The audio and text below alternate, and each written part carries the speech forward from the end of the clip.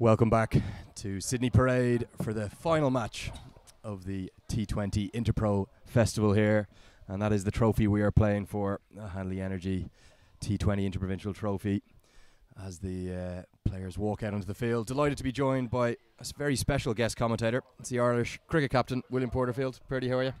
I'm very well, thank you. How are you?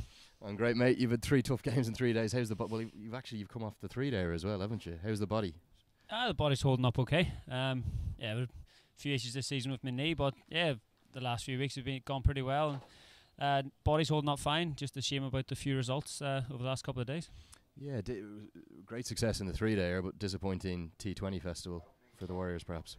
Yeah, well, obviously they didn't get off to a great start on Friday, and we were always trying to claw it back. Obviously Leinster, very good side, having already won the tournament with a game to go. I thought we played a lot better on the second day, but having not gotten a result and being 2 from 2 going into today, I think we might have just been a little bit behind the pace, and to claw it back over 3 days was hard work. But yeah, there's still a lot of good things to come out of the 3 days. There's been some fantastic cricket across the 3 days, isn't there? And we've been blessed with not only a great batting conditions, a great outfield, fast outfield, lots of runs scored. Have you been impressed with the quality of cricket? Yeah, very much so. And as you mentioned there, all 3 games on the same pitch, it has been a great wicket. Tyrone Kane to open the bowling for the Leinster Lightning, and a change in the batting order. Cormac Hassett's opening for the Munster Reds, and he started with the boundary. Just guided away behind third man there, Purdy. Yeah, obviously, as you said, you mentioned the outfield there, and that's actually showing how quick it is, and you get a lot of value for your shots. So yeah, this could be an interesting game.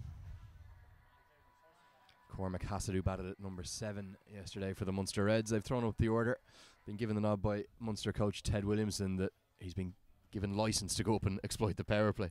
You're an opening batsman, Purdy. How crucial is the power play in T20 cricket? Is it a period of the game you love to bat in? Yeah, it definitely is. Obviously, you mentioned the power play there. Edged, just short of Andy Balbirnian's slip. He can't stop it. It's going to fly away for 4 again. 2 balls, 2 boundaries. Munster Reds 8 for none. Yeah, going back to what you said about the power play, it is crucial. And I think T20 cricket, you break it into different sections, but I think that the power play is a section of the game you want to win. I think if you can beat the opposition in that power play, and not only a run score but a few less wickets lost, then I think that sets you up a long way to winning the game. Yeah, the power play has seen some high scores throughout. In fact, the only game we haven't seen high scores was where your Northwest Warriors struggled early against an impressive Munster Reds bowling attack, and they reduced you to 15 for 4, was it? Yeah, I think we were 16 for 4, but obviously young Aaron Gillespie came in and played a fantastic knock for us. Tyrone Kane in, full again. That's going to be 4 more. Hassett's been given the licence to attack. 3 balls into the innings. Munster Reds 12 for none. Yeah, and I don't think we've actually seen him be aggressive yet. I think it's you mentioned that power play, and he's got a licence, but he's obviously got a bit of luck with the age, but he's played cricketing shots. Jubilation from the Munster camp. You can see that this is clearly a plan they've thought about. And there's nothing better in cricket than when a plan comes to fruition. You can see he's buzzing. Tyrone Kane, 5 wickets on day 1 of the festival against the Northern Knights. He's an impressive bowler. He made his test match debuts, all major test match debuts, back in May as he comes in again. Slower this time. Looked like that might have been the knuckleball he's been working on. Talk to us about Tyrone. He bolted into that squad. I don't think you'll mind me saying that, from almost from nowhere, not within the Cricket Ireland contracted list, and then not only made the match day squad of 14 but ended up making his test match debut. How impressed were you with him? Yeah, I was very impressed. I think not only with the ball but that innings with the bat, he had a great partnership with Kevin O'Brien. He may not have contributed a lot in the runs calling, but I think he faced about 80 or 90 balls, and I think that was massive, going towards us getting in a position where we potentially could have forced a positive result. Yeah, he was very impressive. I think he only got 12 or so, but he allowed Kev the time to get up to that 100, and as we all know, Kevin O'Brien, King Kev, the man for the big stage, that famous 100 back in Bangalore, did it again in Malahide, clipped away behind leg this time. That's going to be the 4th boundary of the over. Munster Reds off to an absolute flyer. Yeah, and I think it's great to see. They've had a fantastic weekend, and I think they've gone out there, as you said, got few lads promoted to the top of the order to play with that freedom, and I think it's paying off.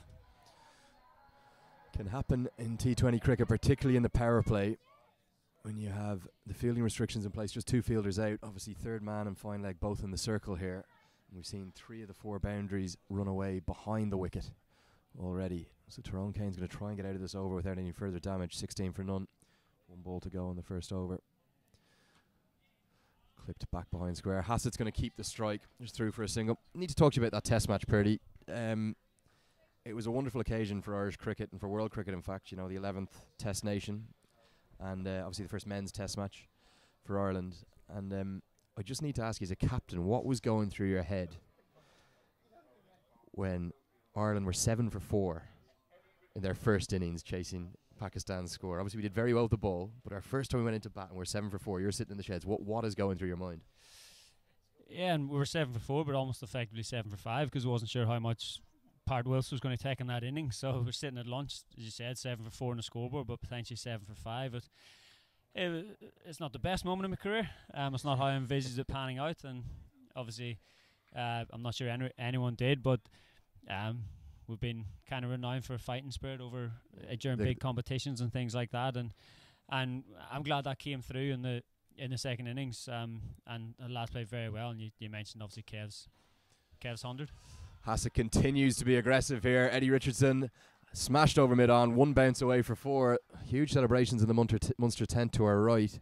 21 for none. So back to that test match. 7 for 4. As you said, Gary Wilson injured his elbow. I think it was in the batting warm-ups after the toss. And essentially 7 for 5. But the character the Irish side showed to come back then was exceptional, really. Yeah, it was, and I think it was crucial for us. Still looking to attack Hassett. This one just loops over cover, 1 bounce to George Dockrell. Just a single this time.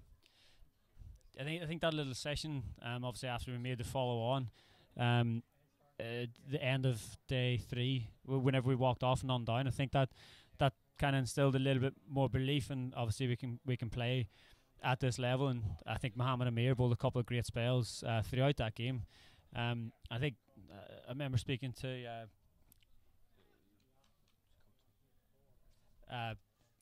you talking about the Pakistan coach Mickey Arthur?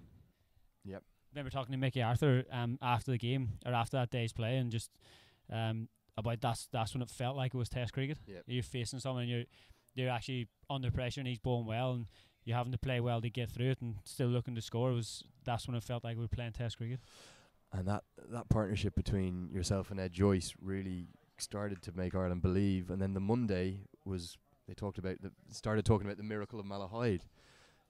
Smashed back towards Kevin O'Brien extremely hard by Oliver Gunning, and I'm not going to call that a drop catch. That's just a super stop, isn't it? Yeah, it was a great stop. I actually thought it had stuck for a minute, but yeah, he's definitely saved 4.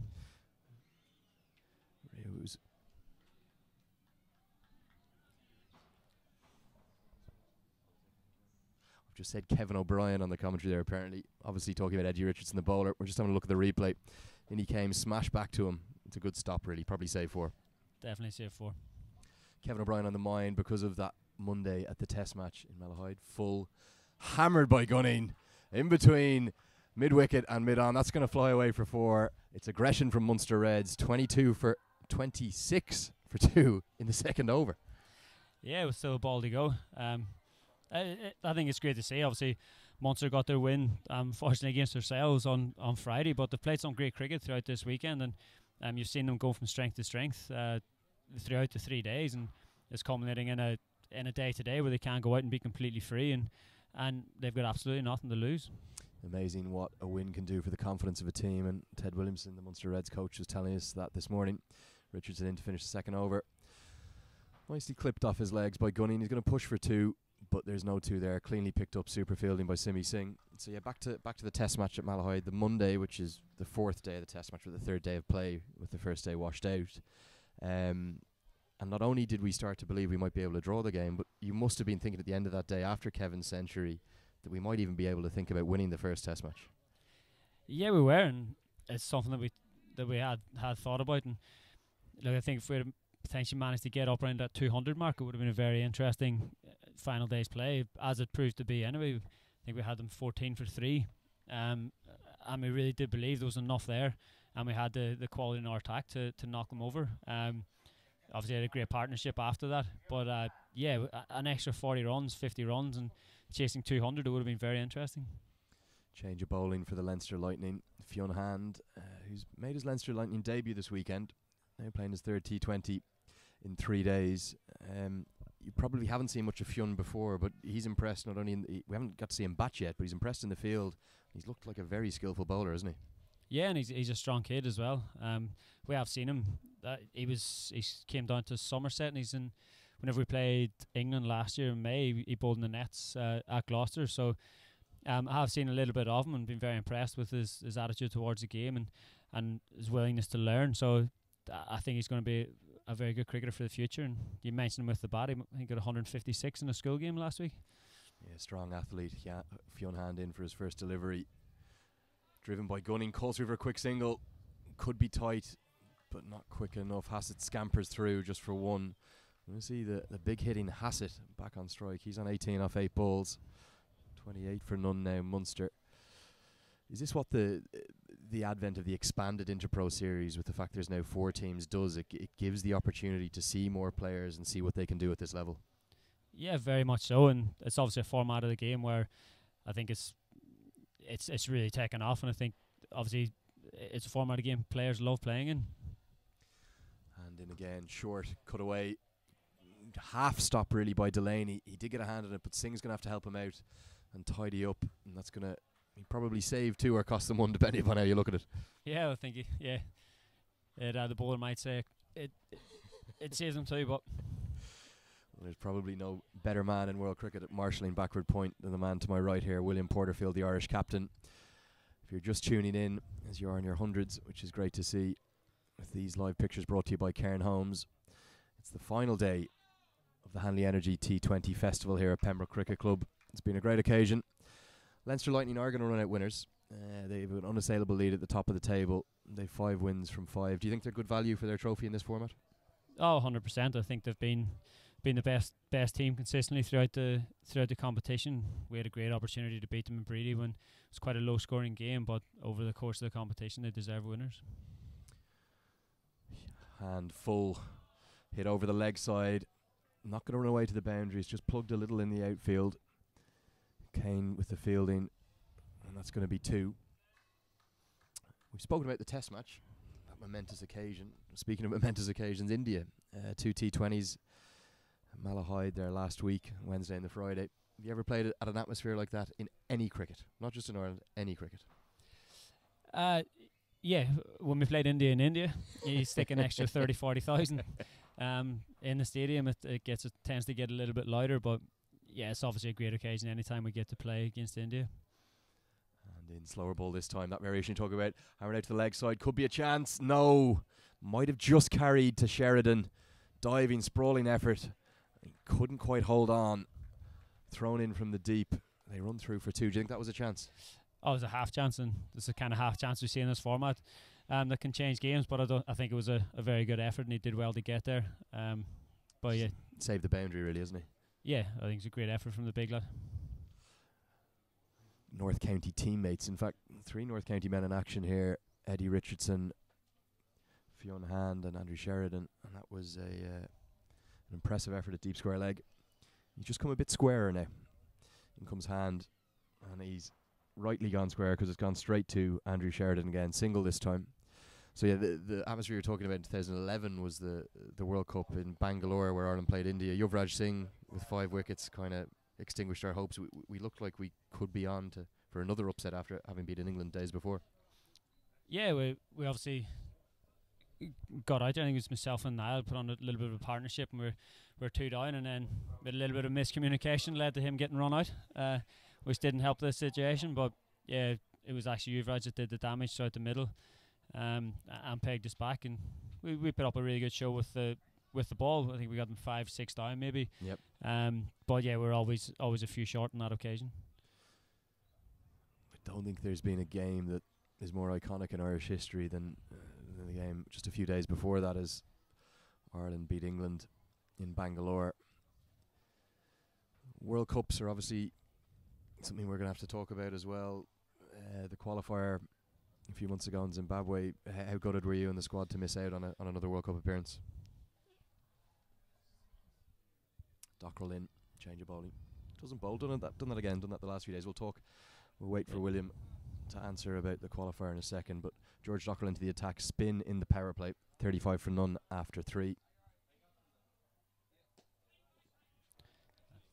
Yeah, I think it speaks for itself how disappointed we all were in missing out on qualifying for, which invariably would have been a very close to home World Cup, and would have had a lot of support travelling over, I'm sure. Yeah, just across the pond in England next summer, that 2019 World Cup. Hassett doesn't look as comfortable against spin, does he? No, great hands. The first ball knocking out the cover, but I think Dockers has done very well, not only for Leinster but for Ireland anytime he has come on in the power play. And just taking that pace off. Work to mid-wicket, seeing one-handed pick up, brilliant fielding, but Gunning was very quick there to get in for the single. Yeah, he was, and obviously the more balls you can score off in the power play, even if you like taking down seam and just get off strike when that spinner comes on, then hand it over to your non-striker can help the situation as much as anything. What do you think as a captain in the power play? Is pace off something you like to do? You obviously don't have the benefit of the added protection. You can only have 2 outside the circle. Is it something you like to see being done? Yeah, I think a lot of it is situational dependent. Opposition take out the batters that are on strike, and obviously conditions are in the spinner's favour, but and they have to be adaptable in that themselves. If it's in their favour, they can potentially be slightly more attacking in the power play, but if not, then it's a little bit damage limitations. Dockrell again. Hassett's look to go over mid-off. That's gone straight to Eddie Richardson. That's the first wicket. And Hassett's cameo of 26 off 17 balls comes to an end. Good innings at the top of the order. Very good innings, yeah, and it's just given them a great start. And obviously, I'm not sure who's coming in now, but if it's... We'll just wait as the batsman comes out of the Munster red sheds there. Yeah, I think it's Stephen Downey. Stephen Downey, he played a very good game, a very good knock against ourselves on Friday, so he's in a bit of form. So yeah, that'll give him a couple of extra balls to settle in that great start. So if he can pick up from where he left off against us, then Munster Reds be in a very good position. How impressed were you with that innings from Stephen Downey, 62 against the Warriors? I was very, very impressed with how he went about it. I think it was a very controlled innings, and I quite liked how he talked it through for quite a young lad, and talking to his non-striker and how he went about his innings. It showed how much he was thinking about the game, and yeah, for such a young lad, he had it so much in control. Been referred to at times in the commentary as a little bit of a Kane Williamson. Might not have the huge power game, but he manipulates the ball nicely around the field. A bit of a Mr. 360.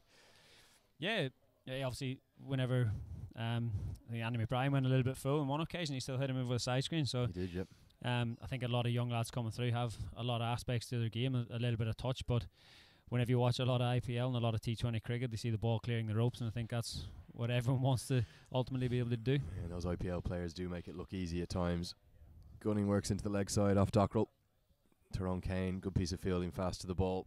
One bounce into Tucker. I want to talk to you about one thing, William. You've given up the captaincy in the T20 format, and obviously with the Warriors you're just playing as a player with Andy McBride as captain. What's it like after being a captain for so long in so many formats, being back in the ranks?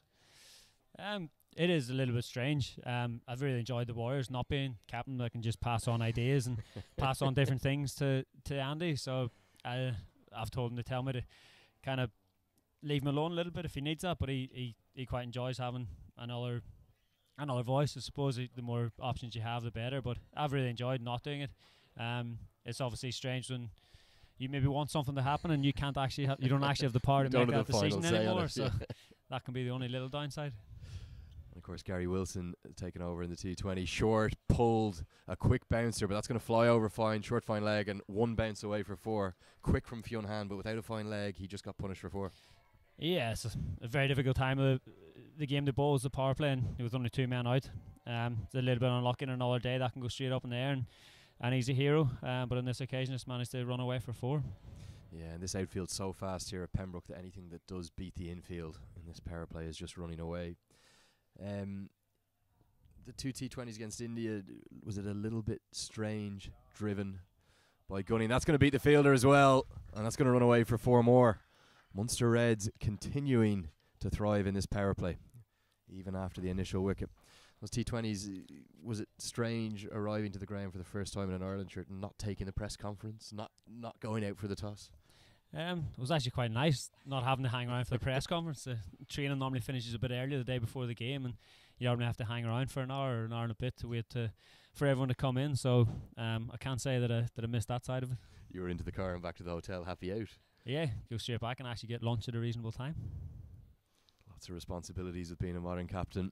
Clipped off his legs by Gunning into the deep. Good piece of fielding by Sheridan. He saved 2. They're not going to be able to have time to push for 3. Is this your first look at Oliver Gunning? Yeah, this weekend it is. Obviously, he didn't get as many against us. The first over, I think he got a few boundaries away. Looked pretty impressive and comfortable in the short ball, which I think anyone that's looking to step up to that next level, it's an area of the game you got to be able to score. Played a lot of grade cricket in Melbourne. For those just tuning in, he did look comfortable against the short ball. Williams completely right. I think he took a liking to Craig Young in that first over, didn't he? Yeah, he did. He played a couple of very good shots. Ironically, Young's last ball was probably his best ball, and he still managed to run away for 4 down to third man, which is obviously can be the frustration from a bowling point of view. But I think that's something you talk about, getting that start in a power play, and he really came out and set the tone for that innings. And as you said, Youngie bowled him a couple of short balls, and he looked pretty comfortable there and scored quite freely against it. Hand in again in his second over. Work to mid-on. Always going to be one there. Nice to see Fionn Han being used in the power play. I think it would be fair to say the Lightning are definitely wanting to use this match to explore some options, and Fionn Han, who didn't bowl in the power play in the first 2 days, has been given his opportunity today. Been quite impressive with his pace and his variations as well. He's in again. Fuller this time. Hit out to deep square. More work for Andrew Sheridan. Very well fielded and a strong throwing arm in, but they do scamper through for 2. That's going to be the end of the 5th over, and Munster Reds 52 for 1. Could we see a second Munster win this weekend? I don't see why not. I think how they've played their cricket and how they've gone about, they've looked to take wickets with the ball, and I think it's obviously a bit cliche-ish, but that can obviously slow teams down. But with the bat, how they've gone throughout their whole innings, I think we were 20-30 short. Obviously being 60 for 4 didn't help against them, but we still needed an extra 20-30 runs to be competitive, how they went about that chase. So I've been really impressed with how they've gone about this weekend, and the way things have started here for them. It's going to be another very good game, and hopefully post a competitive total as well. Yeah, we've been blessed with nothing but good games, really. There hasn't been anything uncompetitive about the weekend. Dockrell's going to continue to ring the changes. Simi Singh into the attack, and he's going to bowl the final over the power play to 2 right-handers. So his protection in the deep is long on, and quite a straight deep mid-wicket, almost veering towards Cow. Yeah, I think in the context of this game, I think how Munster go by playing spin could be the defining factor between getting an above par total and potentially coming up slightly short. Yeah, you're completely right. With 6 games in 3 days between the 4 sides here on this pitch, it's a pitch that's played very well, but it's naturally going to wear a touch towards the 6th game. Yeah, they slowed up a little bit. I think that there's a little bit of grip there now, but I think over the course of the weekend, it's been a very, very good pitch. Shorter from Singh. Going to be interesting to see the signal from the umpire here. Lorcan Tucker could only get a half glove in it. There's a little bit of glove from the batter as well. Yeah, he's giving it on runs. Porterfield in the box next to me, Purdy says it just a bit of glove off the batter, and he's spot on. Hard to call that a missed chance. Yeah, it's very difficult to take. You're unsighted as well, and that extra deflection doesn't make it any easier. So runs to the batsman off the glove. Shorter this time from Singh. Oh, picks out the man at cover. Dot ball. Gunning will be frustrated. Yeah, I think I've seen that ball creep in. I'm not sure if people have been watching Paul Sterling ball, but Simi had quite a round arm ball there, and it's Harry Tector with it earlier as well. Yeah, Paul Sterling using that to such great effect the other night for Middlesex. Good lift from Singh off a length. Just a little bit untidy from Tucker behind the stumps. Tricky, it did raise him, and this time umpire Clark will signal buys. So couldn't get a clean glove on that. Simi Singh's come into the Irish squad over the last sort of 12 months. Have you been impressed by what you've seen and what he's brought to the squad? Yeah, I think obviously this winter's been a massive winter for him personally. And how he's gone about his cricket. I think he's seen an improvement right from the start of the winter. It's a winter we've had a lot of cricket in. We're in Dubai in November, and that we had that Afghan series as well. Worked into the leg side for 1. Yeah, tight bowling from Singh. He got an opportunity in that game, and he's had to learn pretty quickly. I think, especially when you're playing against some teams like that, in Afghanistan, being very good players of spin, they don't give you a lot of margin, and he learned that pretty quickly. But I think you take a look at that. Those games are in December to how you finished up in March. You come on so much, and to have someone that can bat and bat as well as you can in your top 5 or 6, and bowl you 10 overs, which you did do in the qualifiers, is a great asset to have. And like, he may argue he may have gotten that opportunity quicker, but he's grasped that now, and the last few months he's been really impressive, and hopefully long may that continue for him. It's a difficult thing to set a batting order for Ireland in all formats, because there's so many guys who can bat and bowl. Look at the quality of George Dockrell of late with the bat, and he's down at number 8 or 9 for Ireland. Change of bowling. Tom Stanton to the attack, hammered over extra cover. Glorious shot. Very Absolutely glorious from Stephen Donny.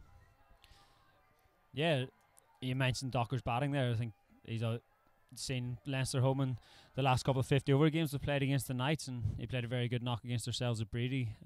He got 90 odd in the 3-day game, so I think his batting has come on leaps and bounds as well.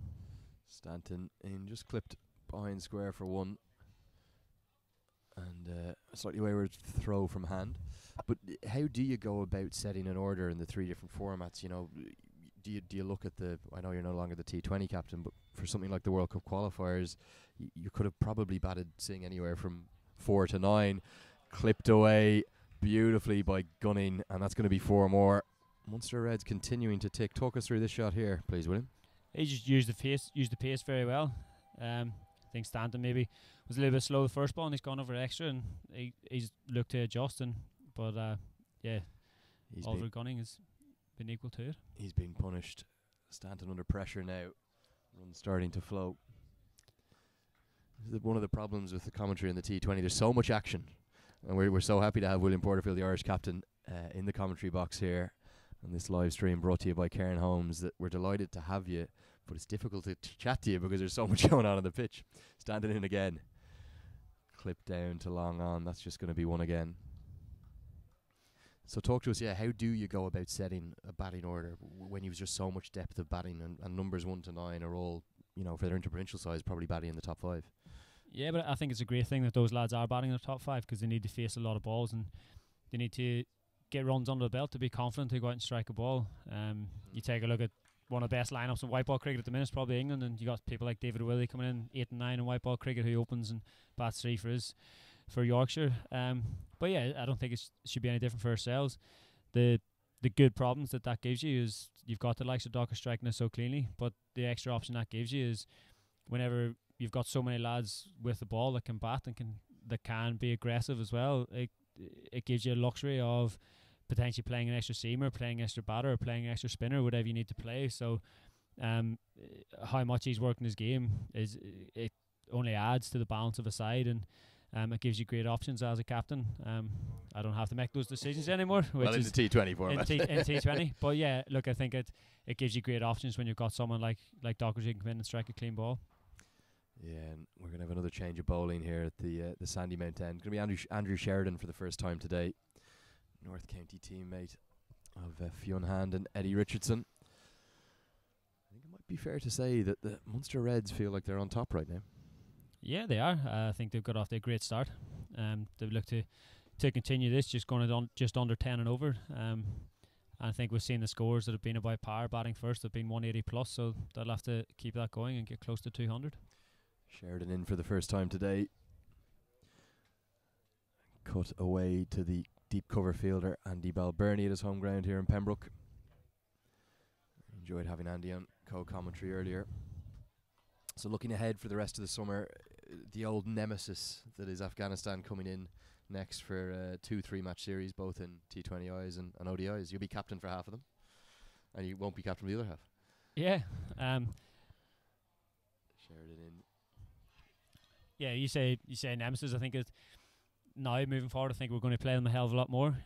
We have played them a lot in the last couple of years, but being so close together in terms of rankings or whatever, and both being just recently elevated to full membership, I think we're going to see a lot of each other over the coming years.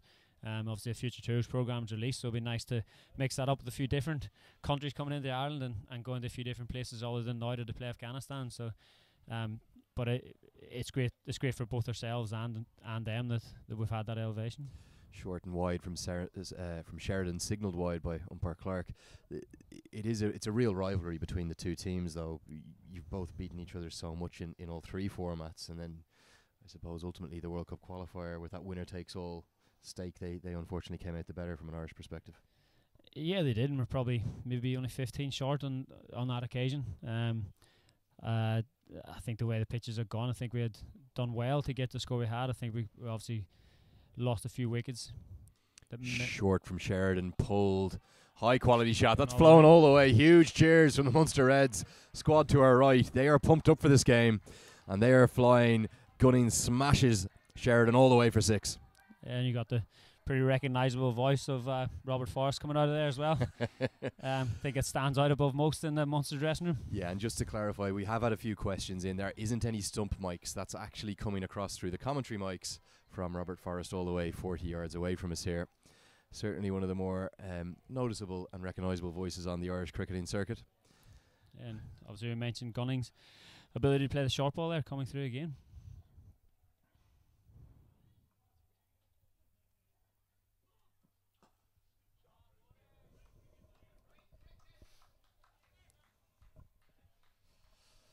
Driven down the ground. Pressure back on the bowler here. And Sheridan with a nice slower bowler. Yeah, I think it's something everyone has to have in this format of the game now is those change-ups. Obviously, express pace is something that every team is seeking to have, but I think even with that, you need that change of pace to go along with it to be successful. Sheridan in to Doheny this time, beautifully driven through extra cover. No chance for 2 there. Very well fielded by Gareth Delaney directly in front of us here. Just like to ask you one question about this weekend festival. Has there been anyone that you maybe didn't know a huge amount about coming into this weekend that you've been impressed by or taken by? Is there a couple of names that might stand out for you? Some of the younger lads, perhaps? Yeah, obviously I've seen a lot more of the Northwest lads than the other 3 teams as such. So to start off with, maybe a no. That's going to be a no ball, and actually smashed away as well. Obviously completely unintentional from Sheridan, but that has to be signalled low ball. He's going to get a warning. That will be a free hit. I'm just having a look at the replay. Slower ball, just a complete accident, but an amazing cricket shot to get it away. Yeah, you're not expecting it to come head height without bouncing whenever you're looking for that ball coming down. So great reactions from Gunning, to get that away on the leg side for 4, and he's obviously got the luxury of the free hit to come as well. In comes a free hit, the 5th free hit of this interprovincial weekend. Slower, just driven down the ground for 1. Nice to see Sheridan apologise. There was obviously a complete accident. Yeah, no one means that. I'd like to think no one's ever meant one. But yeah, it's one of those things that happens from time to time in cricket. End of the 8th over, 82 for 1. Munster Reds right on top here at Sydney Parade. So to go back to that question, give me a few names that you've kind of been impressed by. The 2 that have really come through over the last couple of weeks with the Northwest as well has been Aaron Gillespie. He's got onto that the Wolves team for next week, travelling to Scotland. They leave tomorrow, and that's fully deservedly so from his point of view. And he got us up to a competitive score against. It was a superb innings. It was a great innings. Balls. Yeah, and even the against Leinster, he put up a great show there. I'm not sure he got 30 or 40 odd there. So he's played very well this weekend and impressed. And Graham Kennedy, who's someone that's come on leaps and bounds as well over the last few weeks from the Northwest point of view, and he's bowled really well. A lot of control, not a huge amount of pace. Not a huge amount of pace, and I think he got quicker as time goes on. He's still only 18. I think so. When he gets a bit stronger, it'll help him out with bat and ball, but he's got a lot to work with. Stanton in, and that's a tame end to that innings. That's been chipped straight back to the bowler, and he's going to be absolutely gutted to give away a promising start there. Stephen Doheny falls. Yeah, may have gripped a little bit. Just working to work it in the leg side, pushing for 2 potentially, and just lift it back to lift it back to Sheridan. He does look a bit like George Dockrell, doesn't he? He obviously bowls his left arm spin as well. Both very tall left arm spinners, and obviously very valuable. Doheny walks off in front of us disappointed. We've got Nicholas Pretorius coming into the wicket. One of the commentators, I'm not going to say it was me, incorrectly called Nicholas as Nicholas Pistorius, as in Oscar, and he wanted to make sure we corrected that it's Pretorius. Niklaus, obviously of South African origin originally, playing his cricket up at the Hills Cricket Club. Do you think that it's a benefit to the competition that the Reds are pulling in some of the players from the other regions, particularly Dublin? Yeah, very much so. And I think obviously you've seen some of the lads there, and Donny's just gone. I think you mentioned young lads being impressed with over the weekend, and he's been one of them. He's played a very good knock against us, and I think he could really control that innings and won the game for the Reds. Obviously Maxi, who we know about, came in and whacked a couple at the end, but he had done the work and got them in that winning position. I said Pretorius on strike, and Stanton's going to test him here. 3 balls to come in this over. Slower this time. Clipped out into the leg side towards deep cow. There usually isn't 2 to the wall side in Pembroke, and it's no different now. 84 for 2 now. The Munster Reds.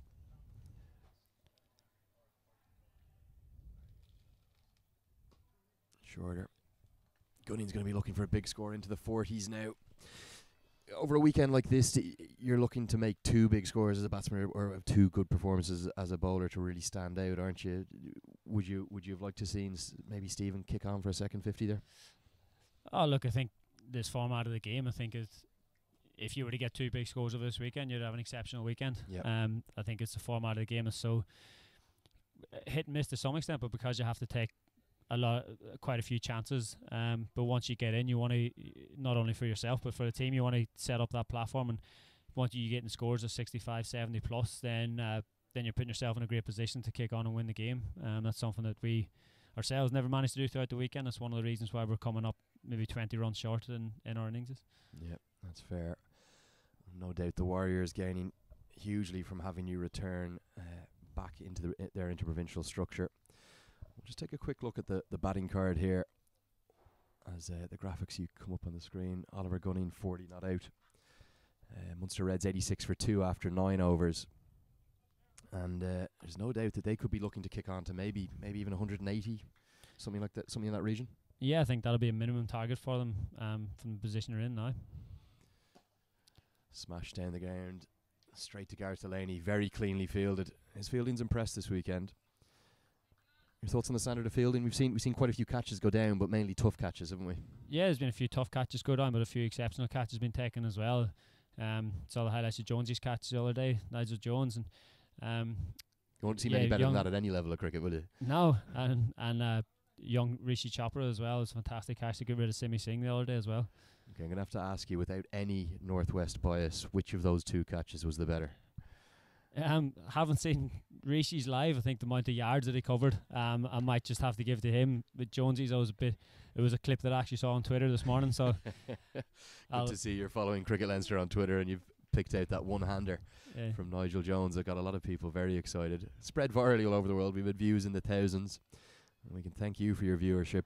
Into over 50,000 people this weekend already. Sure, pulled away powerfully by Gunning. We spoke that he was powerful on the pull shot. That's 4 all the way. Yeah, again, a very good shot and in control from the off, and getting value for very good cricketing shots. You can see, obviously, of Australian heritage, Oliver Gunning plays a lot of cricket in Melbourne grade cricket, playing for YMCA Cricket Club here in Dublin. Sheridan, expensive so far. Just 2 balls into a second over, none for 21. What do you do as a bowler here?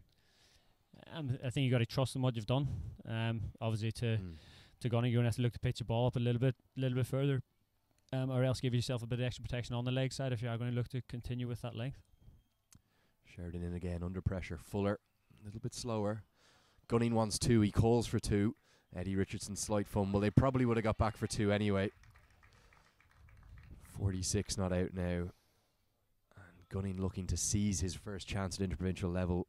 Maybe bring up a maiden 50 here. Lightning just a touch under pressure right now.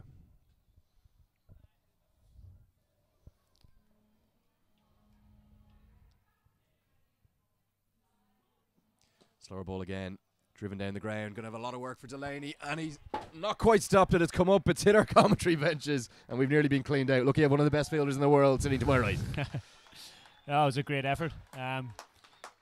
Great effort to stop that, but fantastic innings from Gunning to 50 off 27 balls. 27 ball 50 for Oliver Gunning, his first in interprovincial cricket. He's delighted. A huge ovation from his Munster Reds teammates. And as we've said previously, they are really up for this. George Dockrell just looking a little flustered, ringing the changes in the field. Deep cow corner is going to come out, and third man's going to come up. Very expensive Andrew Sheridan here, and he's under pressure. And that's what 2020 cricket can do. The pressure can tilt between the batsman and bowler, can't it? Yeah, very much so. And I think, I was saying, as we've spoken about how quickly a scoring ground this is, anything that beats anyone by a couple of yards is 4 runs. So, things can be slightly exaggerated as well. Good change of field from Dockrell, which helped save the boundary. Sure, pulled away again by Gunning. Just was rocked off the back foot. There was a fumble in the field, but they could have got through for 2. But Singh backed up ably, and it was just a single. Well, we're going to just have one more ball before we're going to have to say farewell to William Porterfield. Looking very much forward to the Afghanistan series. That's your next action outside of for the Irish team, correct?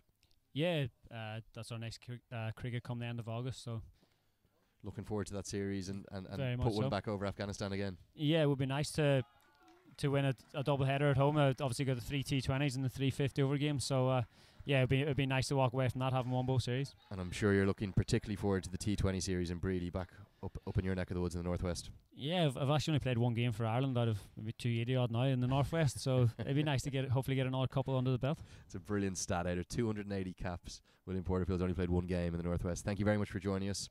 And we're going to have a commentary change now. We're going to pass over to Peter Boyd, who's going to be with Alan Lewis. Thanks very much.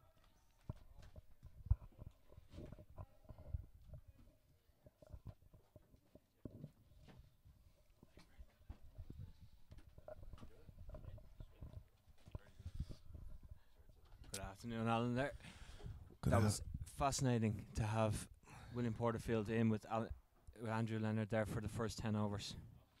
Well, absolutely, one of the greatest cricketers ever to represent his country, and nice to have him back and informing us all of his thoughts on various different things. But our thoughts are here on Munster, who are really getting stuck into the Leinster Lightning here. Some fantastic batting. Really are. Your club mate Oliver Gunning is putting the Leinster Lightning to the sword here.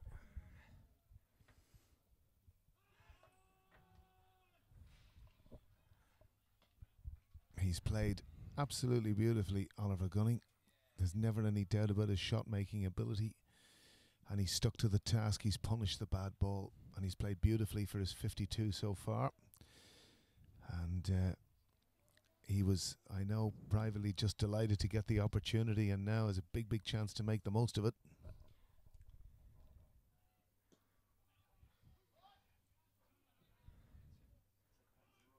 And he's certainly grasping that opportunity, and he's got the Leinster Lightning side, who will collect the trophy at the end of this game, but he's certainly got them thinking on their feet, because with the score now over 100 inside the 11th over,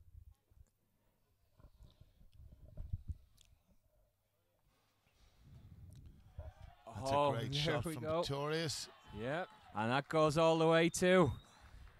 Pretorius getting in on the action. Fantastic shot, and so much about T20, Peter, is momentum, and he's really pushing that momentum. Nicholas Pretorius, a very aggressive player by nature, and another 6 whacked over mid-wicket, and Munster are really getting stuck in here and playing beautifully, it has to be said.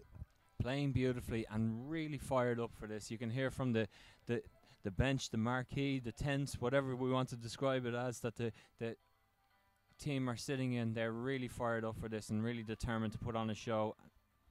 Well, in talking about shows, I think when you look at this Cairn Homes T20 Festival, it has been fantastic for players, spectators. The setup of the ground has been fantastic, and I certainly know, talking to a lot of the players, they've loved it.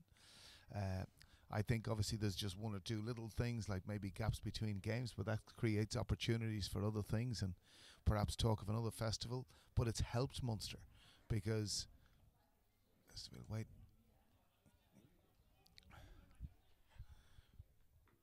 Good feeling there by Thompson, but you can certainly see that it has helped Munster in particular, as you said, because they've had that kind of group dynamic, keeping together, and no travel to before their games as well. And obviously that, you know, you've quite a number of their players are from Leinster, so they're travelling themselves. It's not easy. In this form, it's so much better. Staunton bowls. That's fired out, and Andrew Sheridan hangs on. It's a pity there for the Munster Reds to lose that wicket. Yeah, again, hit very cleanly by Oliver Gunning, but picking the man out on the leg side. And probably he'll be really disappointed with that, because with that having hit it flat, it should have really gone upwards. Bit like Pretorius when he hit his 6 and clear the ropes that way, because he had that intention. But a fantastic innings of 53.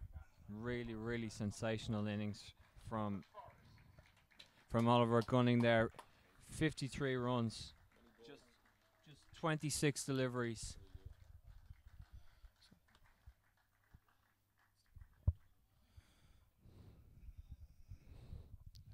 Wow, that's a remarkable strike rate, Peter. And he was full value for his 53. Got his side off to a flyer. And it's quite funny, I'm sure personally he'll feel he's probably left something out there, because he was just striking the ball so well. And I think one of the things he'll probably look back on in terms of that was getting aerial, get it over the boundary ropes, loft, elevate. Well, we'd seen just a couple of balls previously. His partner there, Pretorius, had done it to the same part of the ground, elevated, got full value, got his 6 runs.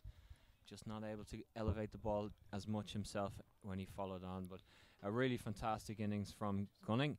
And now a man who has been very vocal and very up for this game, Bob O'Forrest, comes to the crease. Bobo vocal? Surprisingly.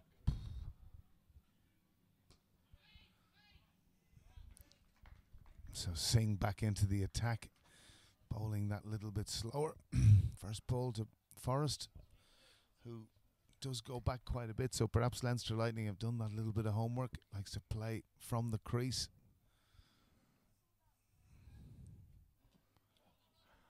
Oh, big heave there from Bob O'Forrest, looking to carve it away, but unfortunately for himself there, couldn't get it off the crease.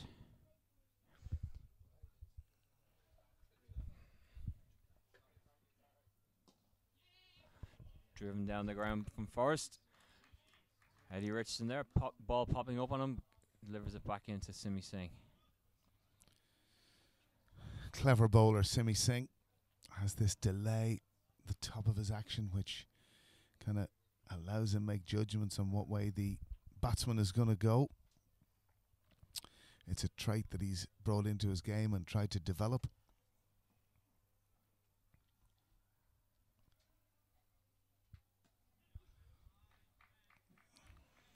Pushed into the leg side. These two now relatively new to the middle, trying to build some form of a partnership to take over from Gunning, who had really set the tone for the Munster innings.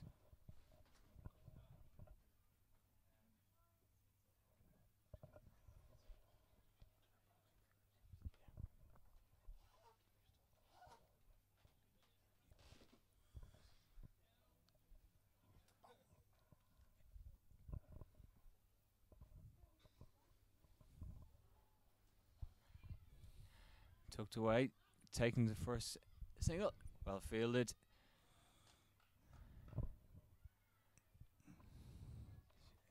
Few on hand on the far side there.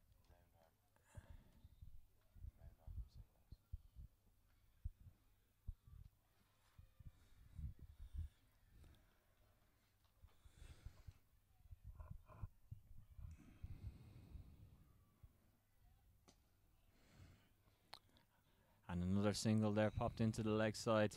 Eddie Richardson with the fielding again. And that's the end of that over. Very good over from Simi Singh there. Well, Simi Singh there, really tight over. Munster Reds now just 114 for 3 through 12 overs. And you can see plenty of different options taken by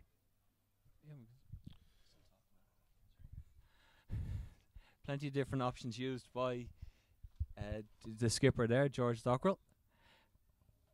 He's used 7 bowlers already in 12 overs. He's really searching for that wicket early on when Gunning was firing on all cylinders. Well, There's a definite run there. I know you talk about using 7 bowlers, but that's another bet noir of mine, in the sense that you look at many of the big sides, they bowl their 5 best bowlers for 4 overs each, certainly possibly 6, but obviously, as you say, Peter, Leinster Lightning going to 7, and one notable Fionn Hand, I think, this weekend has certainly stuck his hand up, admittedly in this, slightly unlucky actually, his 2 overs 22, he had top edges and inside edges, but he's really made a mark, and again it shows the value. It was a late call up to the Leinster Lightning lineup, and has done well. George Dockrell indeed, and Simi Singh. So George Dockrell back into the attack here. His first over just took 1 for 3.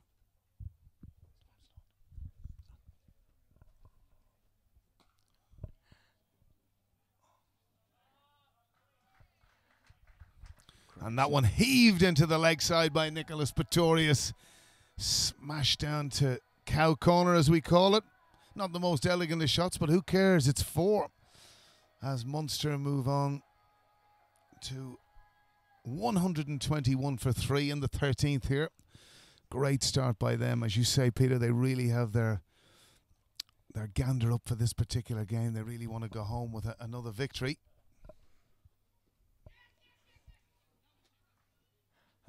Part of it obviously is the fact that they're keen to get the another win on the board over this festival weekend, but I'd say there's a little bit of, what's the word I'm looking for, intent from the players, with the fact that so many of them are based in Leinster and they want to show what they can offer and what they can do playing for the Munster side. Well, it's been the value, and it was a Cricket Ireland objective. Certainly in my role as chairman of selectors, you want to see as many players you believe are capable of playing T20 cricket, particularly the younger ones coming through from the 19s age group. So, and I think this festival has definitely helped them. It's always going to be fun of the fair with Bobo Forrest at the crease. He'll probably lie down on the ground at some stage out here and try and get one over the keeper. It's always a bundle of laughs with Bobo at the crease. I mean, certainly we could. Yeah. Oh, sent back there. Bobo Forrest keen on the second run. Pretorius not so much, and sent him back. Just the one to finish the over. That's the type of, again, Bobo getting a little bit excited there. It was probably never 2. He might have been about a yard short, I would have reckoned.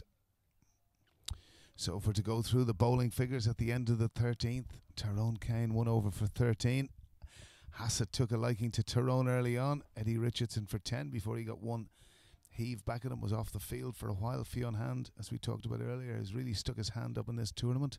A little bit unlucky to go for his 22, and spin really between Dockrell, Singh, and to a certain extent Tom Staunton has done a really good job for Leinster, but Munster in a really good position here. 124 for 3 at the beginning of the 14th.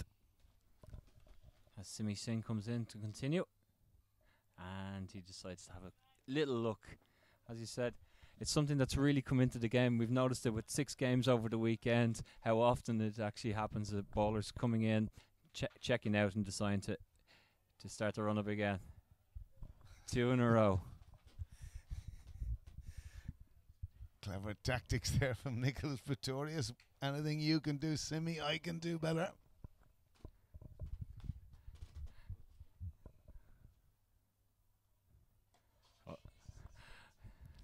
He tried to hit that into the middle of next week, I think. Tried to put everything through it, but just pushed it into the leg side for a single. That was one that could have made its way to the railway line, but alas, no.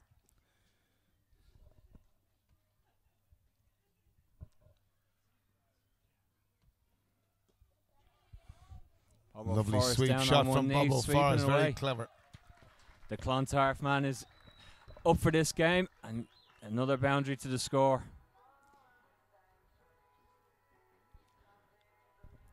Bobo Forrest has had a good record for Munster since the introduction of these T20s. Done very well for Munster. Good man in the changing room, full of life, vigour.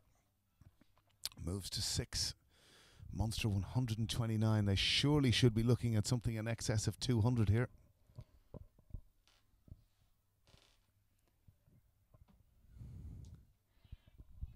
Pulled away again, leg side. Call is for push. No, yes, maybe. And that is 2. They come back 4 in the end. No, yes, maybe, will I, yes, no, yes. Good man, Bobo. Keep going, my son. Well, we had 207 put on by the Lightning earlier in the weekend. I think the Munster Reds certainly have that in their sights today, trying to get up there to that score.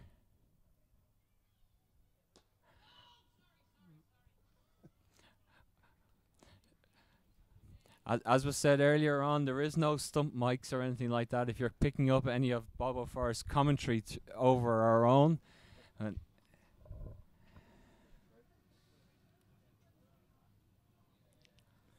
Simi Singh now coming around the wicket to Bob O'Forrest, which might actually suit him.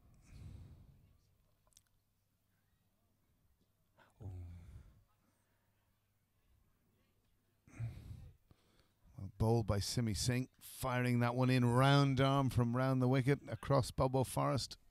Nice take from Lorcan Tucker.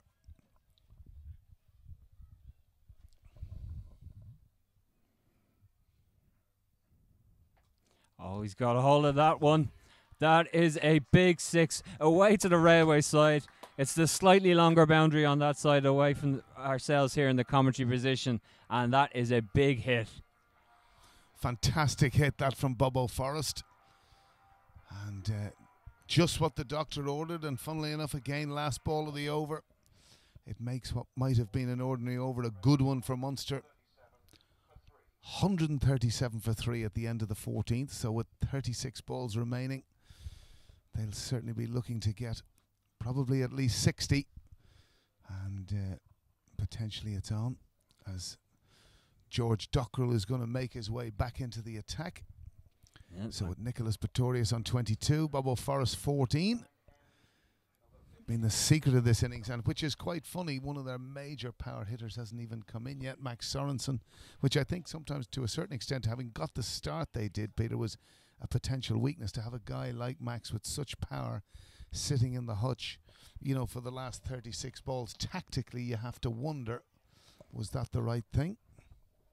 It is something they could have done to promote him a little bit further up, as George Dockrell halts his run up. I wonder, is it more mind games, or was that just he got lost in his run up there himself? Tucked away into the leg side. Yeah. And Andrew Balbirnie coming in off the boundary rope with speed, getting to the ball quickly, restricting them to just a single. Nicely tucked away. George Dockrell varying his pace, holding that one back a little bit, Peter, but tucked away nicely on the leg side. Sat up nicely, pulled away, and Andrew Sheridan gets down low, long way down from his height, but he slid in there, fielded the ball, pushed it back inside, and Andrew Balbirnie with the return throw. He will feel he missed out there. That was what we'd call a rank long hop, Peter, and certainly deserved to be 4 or 6, but Andrew Sheridan's fielded very well out there on the boundary, has saved some super stops, probably adding 6 or 8 to his own total before he bats, if he does bat today. Excellent fielding. Oh, and that one gets through again, trying to hit to the shorter boundary on this side. But yeah, we have seen some exceptional examples of fielding throughout the weekend, throughout the festival here.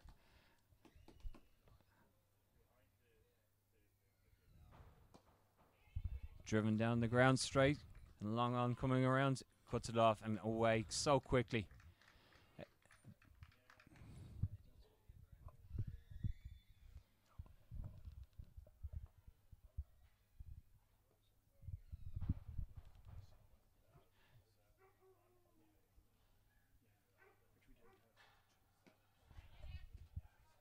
Carved away square this time by Pretorius, and another single.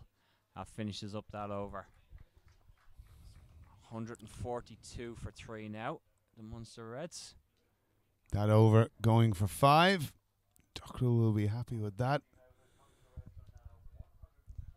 And we really have been blessed with some fantastic matches and performances throughout this weekend, and this is really setting us up for a fantastic chase, whatever the score that the Munster Reds put on, whatever total they do put on in the end. Well, I think it certainly will do wonders for the event, because it will be a fitting finale to what has been a super festival of cricket, of course supported by Cairn Homes, and they will be delighted with, I'm sure, hopefully numbers from this telecast and everything that goes with it. Ground to picture. Compliments to Dale McDonough Kincaid for the standard of the pitch throughout, which has been excellent. Lots of feast of runs, and as you say, Peter, if we can get ourselves into a real exciting finish and a good run chase, it'll be the icing on the cake for what's been a fantastic weekend of cricket. The icing on the birthday cake if this wicket falls for Tyrone Kane. Just short of Eddie Richardson, couldn't quite make up the ground. And it is, of course, TK's birthday today. Ah, interesting. So TK. it would have been a nice, as I say, icing on his birthday cake today. But nice one, Peter. That nice little bit of trivia there. What age is he today? 20 and 4. 20 and 4. 24. Good man, TK. Again. I haven't seen the birth cert, so I'm not 100%. He could be just claiming that. Oh, that's a monster shot. What a pickup. That is an unbelievable 6. Fantastic shot there from Pretorius, leaning back, good base, opening his left-hand side and smashing it for 6. Fantastic shot. What a hit.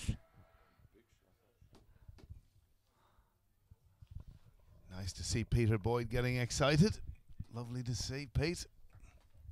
Fantastic hit, that. Of course, brings up 150 now for Munster Reds.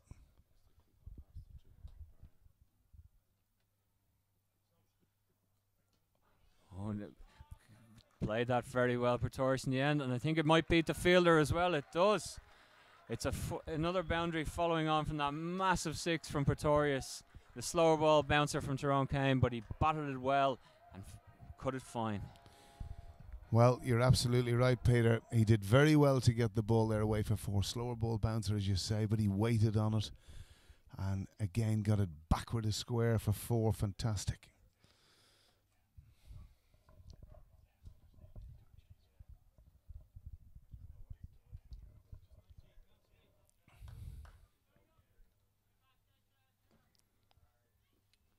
A few more field changes here.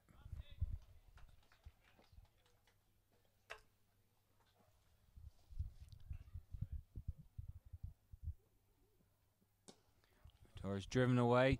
Garrett Delaney around. Brilliant fielding. Again, another example of that ground fielding we've had. On that ball, on the return from Garrett Delaney, bouncing into the shins of Tyrone Kane.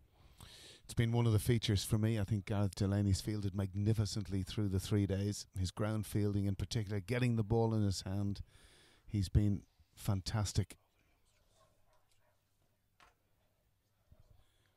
I think another thing to remember today, of course, the Irish women winning the second of their qualifying matches against Scotland quite comfortably today. So many congratulations to them, Peter.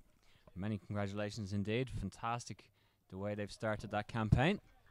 And of course you were watching with great intent of how they're getting on. I was on Twitterati. No live streams for matches in Utrecht, and it's quite interesting to see Tyrone Kane moving to that fuller length, which is something that certainly from the point of view of captaining your bowler, if that's part of your plan, going full and straight, I think it's a much better bet, and well executed there by Tyrone Kane.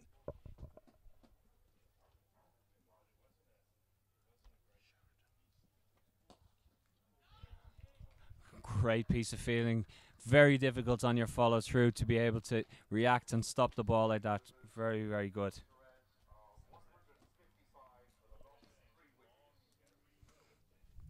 So there we have it, 4 overs remaining.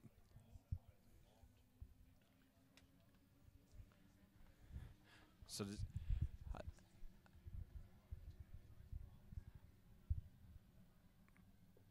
So just one thing you mentioned earlier, Louis, talking about getting as many cricketers as possible exposed to this level of cricket, and Leinster have got their 3 youngest players involved in getting them game time over this weekend, like Fionn Hand coming back in, the fact that he's able to play this weekend, and also Andrew Sheridan and Tom Stanton, who's done a great job.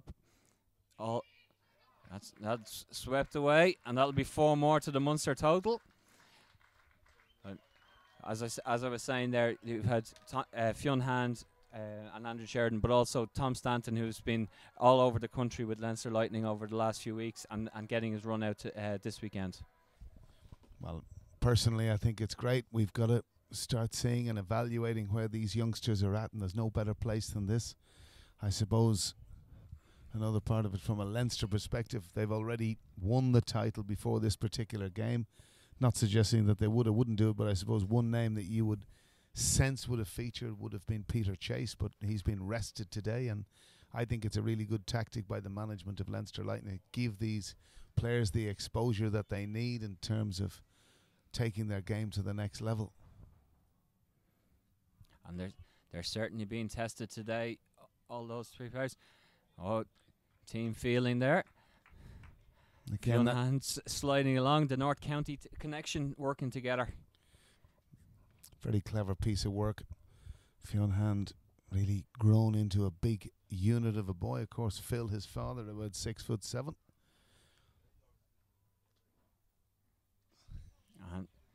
And another first refusal there. That's 4 faults usually for the show jumpers, but Dockrell gets the reload. And down the track comes Pretorius. That's high up in the air. And it's grounded. It's grasped by Fionn Hand. That was a real difficult chance, or as it came down from such a height, but should have been taken, really. Should have been taken. That Fionn Hand will be very disappointed it wasn't. But can happen.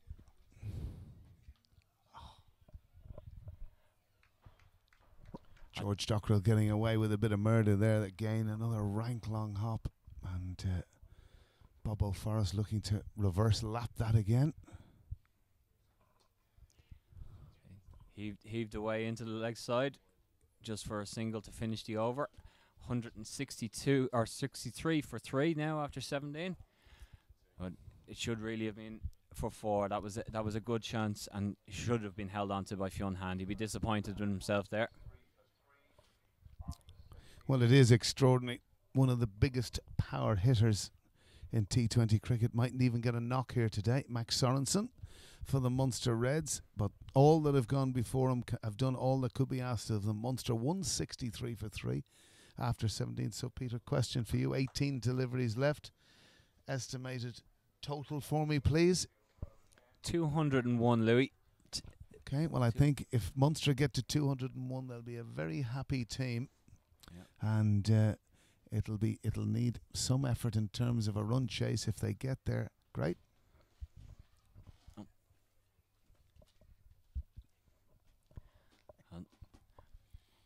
Well, I think it'll be very, very good if they do set that 201 target, break the 200 barrier. We see George Dockrell and Fionn Hand now talking to each other. They could have combined for the wicket in the previous over. Fionn Hand now with the ball in hand will look to take some wickets. Well, he's bowled very well so far this weekend. Fionn Hand mixed his pace, different types of balls, and when he gets it through at a reasonable pace, and he has been full. So it's obviously a skill set that he's learnt, obviously having spent a couple of years in Somerset. School over there. Scored right to leg. Simi Singh coming in, but quick running, good running between the wickets there. 2 more to the total. That was good communication and very ready to go on the mark and good backing up, making the 2 comfortably. Well, it's been one of the features. I think the running of 2s in this festival has been superb.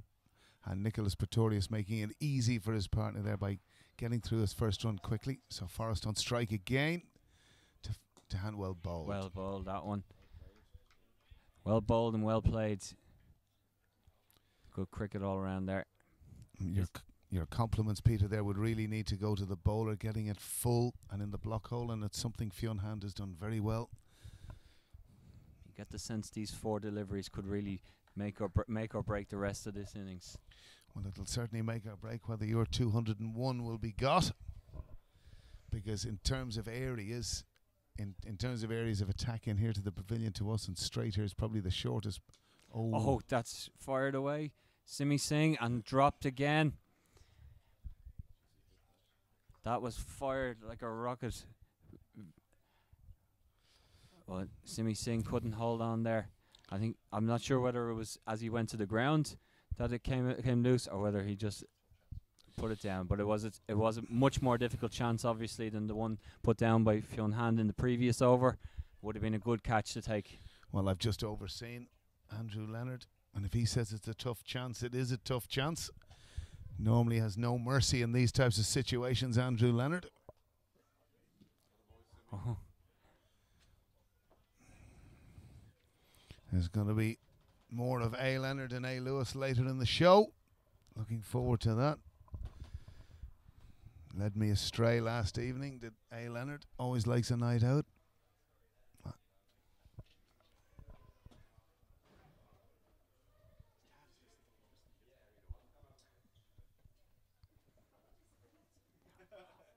Well, I'm not really sure how to describe that delivery. It was attempted slower ball bouncer, but nearly bounced at his own feet there from Fionn Hand. But good running again.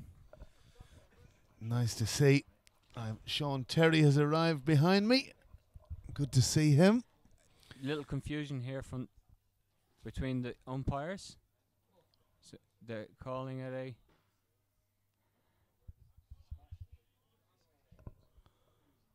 The ball bounced at it was a poor delivery and bounced up high.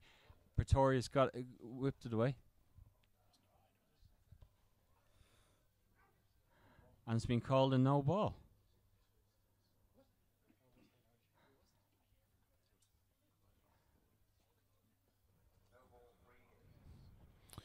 Obviously overhead high.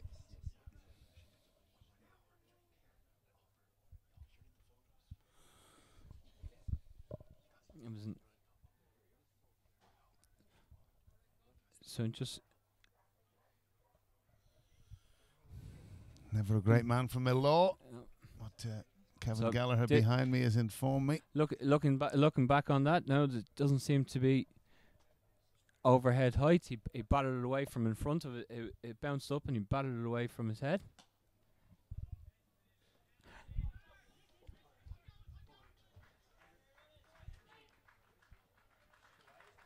Yeah.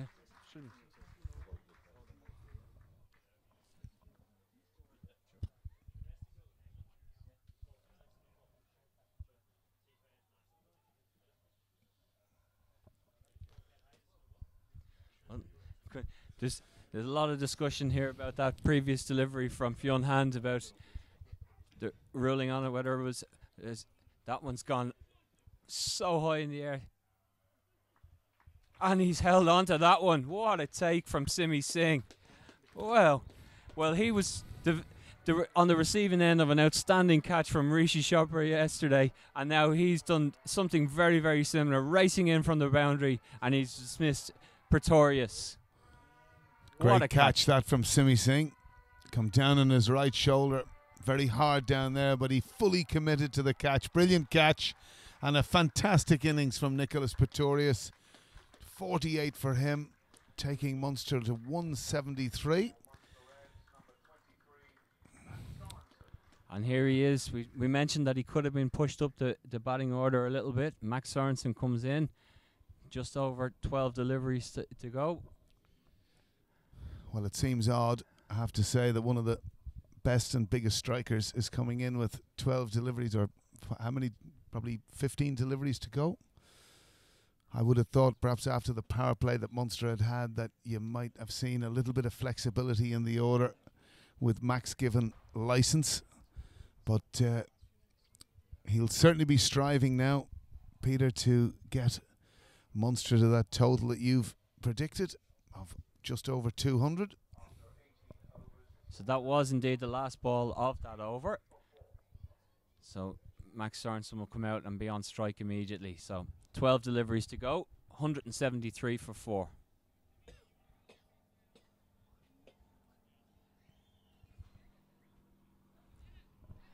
Simi Singh just receiving a little bit of attention after colliding with the ground there.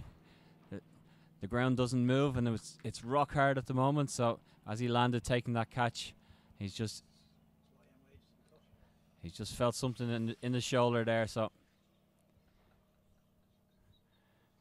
Peter Chase on to do some fielding as a substitute. You're laughing there, Peter, have you?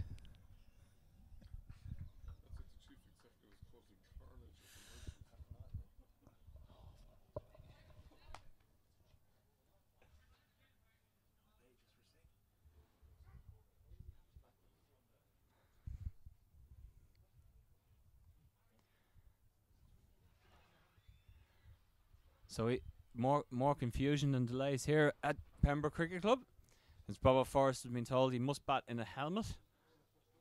So he's been told that he has to send the cap off and put the lid back on. Can't quite understand that. Someone will have to explain that one to me. Maybe David Streak might explain that.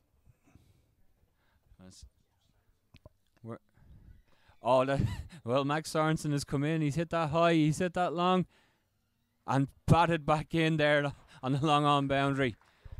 Tyrone Kane there with a great bit of fielding and saving 4 runs there. Just the 2 for the Munster Reds. Very cleverly done by Tyrone Kane down there, knowing he was going to go over the boundary, just parried it back.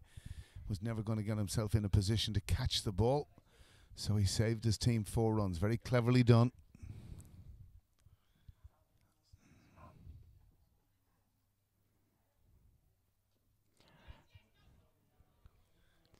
Single taken by Max Sorensen there. Bobo Forrest determined to get himself back on strike, but Max was showing his intent from the very first delivery there, determined to go big. There'll be no doubting that from Max Sorensen. Bobo Forrest now facing George Dockrell. Pulls it away, and Andrew Sheridan again patrolling the boundary there. He's been just fantastic all weekend in front of the wall here at Pembroke. Absolutely right. He's fielded fantastically well. Andrew Sheridan, Gareth Delaney also. Ground fielding of the highest quality.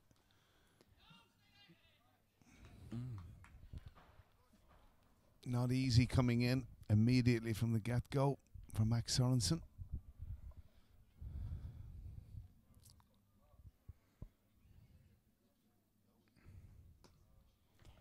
Played away there.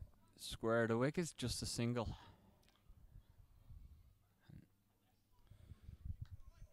George Dockrell will feel pleased about himself with this over.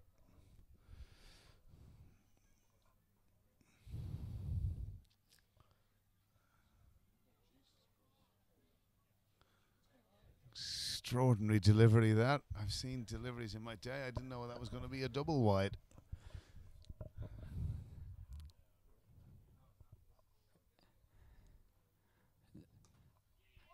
Pulled away again.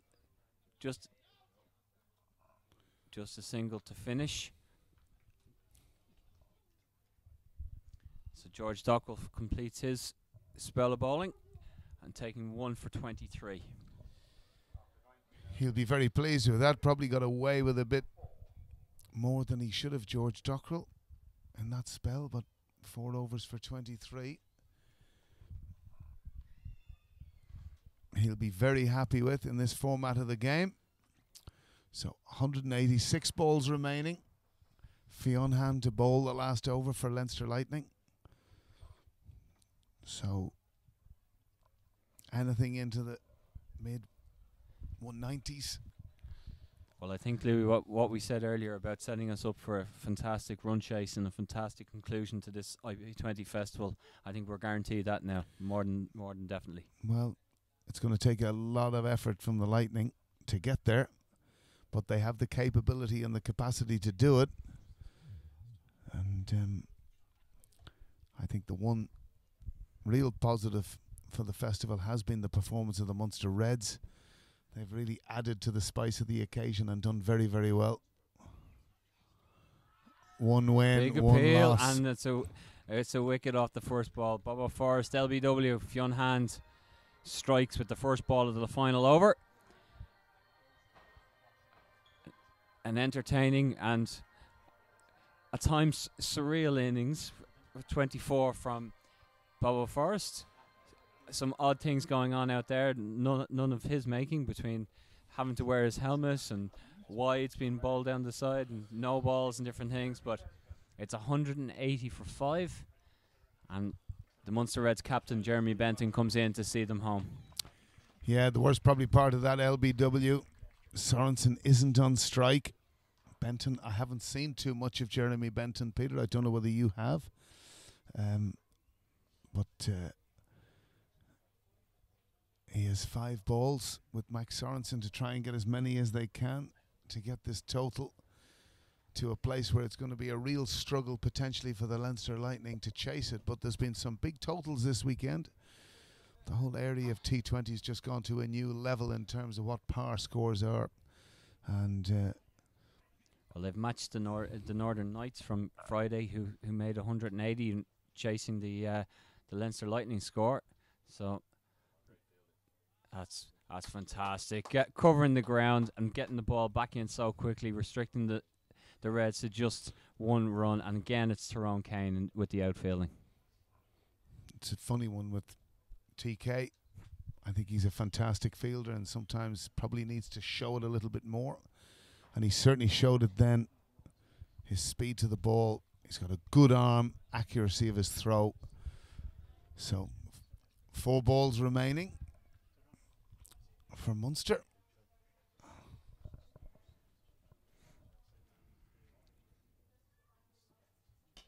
Full toss there, driven down the ground. And Eddie Richardson at long on gets the ball back in quickly. Make sure there's no chance of a second run. I think what we're seeing here, Peter, is the value of bowling full. And again, that was a low. There was no chance really for Max Sorensen to get under that. And it's been a feature again of Fionn Hand's bowling.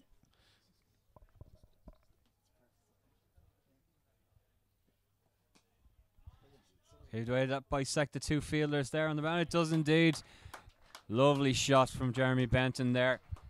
Immediately getting in and getting himself off the mark with a lovely boundary. Yep, just getting it wide of mid-on, which was the key feature there. Just steered it beautifully wide of long on for 4. So 186 for 5.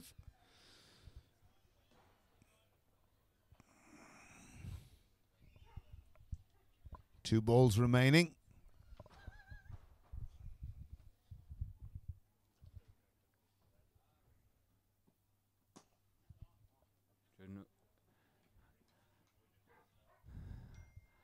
Ball popping up there, and George Dockles, as he felt feeling that one, just a single. So the last ball of the Munster Reds innings, and they really have put on a display and a show this afternoon. Great show. Be absolutely delighted with this total. Had you asked them, I'm sure before the game they'd have bitten your arm off for it. And Max that's again Sorensen another again. very good shot. What Great great fielding, fielding. Eddie Richardson. Fantastic parry, saving 2 runs for his team. That's it. Eddie Richardson and Tyrone Kane there, fielding in pairs, saving the run. So at the end of the Munster Reds innings, it's 189 for 5. Fantastic batting effort to put up that score of their 20 overs. And if we go through the batting card there, Louis, you can see the fast start from Cormac Hassett and Oliver Gunning. Yeah, I think they got the real momentum going. Hassett with 3 boundaries off consecutive deliveries in the first over. And again, a cameo 26 off 17 did really well. And probably the star attraction at the beginning, Oliver Gunning, is 53 off 31. Huge range of shots. Did really, really well. And Pretorius and Forrest, a very, very useful partnership. Perhaps the one piece really was Max Sorensen only coming in for the last 3 overs, but 7 and 6 not out for him and Benton to carry a fantastic total. So the asking rate 9.45 and over for the Leinster Lightning. It'll be a big ask for them, but it sets up a great finale finish for this particular festival, which I'm sure we are all looking forward to, Peter. And there we have the bowling figures for the Leinster Lightning. 7 bowlers used, plenty of different options as George Dockwell sought to get those breakthroughs and break the big partnerships. Fionn Han taking 2 for 40 off his allocation. Tom Stanton also bowled his 4 overs, taking 2 for 33. Great for him to see him getting that. And all in all, though, a great batting performance from the Munster Reds took them to 189 for 5. The required run rate will be 9.45. 190 will be the required chase for the Leinster Lightning when we come back in 10 minutes here at the IP20 Festival, brought to you on Cricket Leinster TV by Cairn Homes.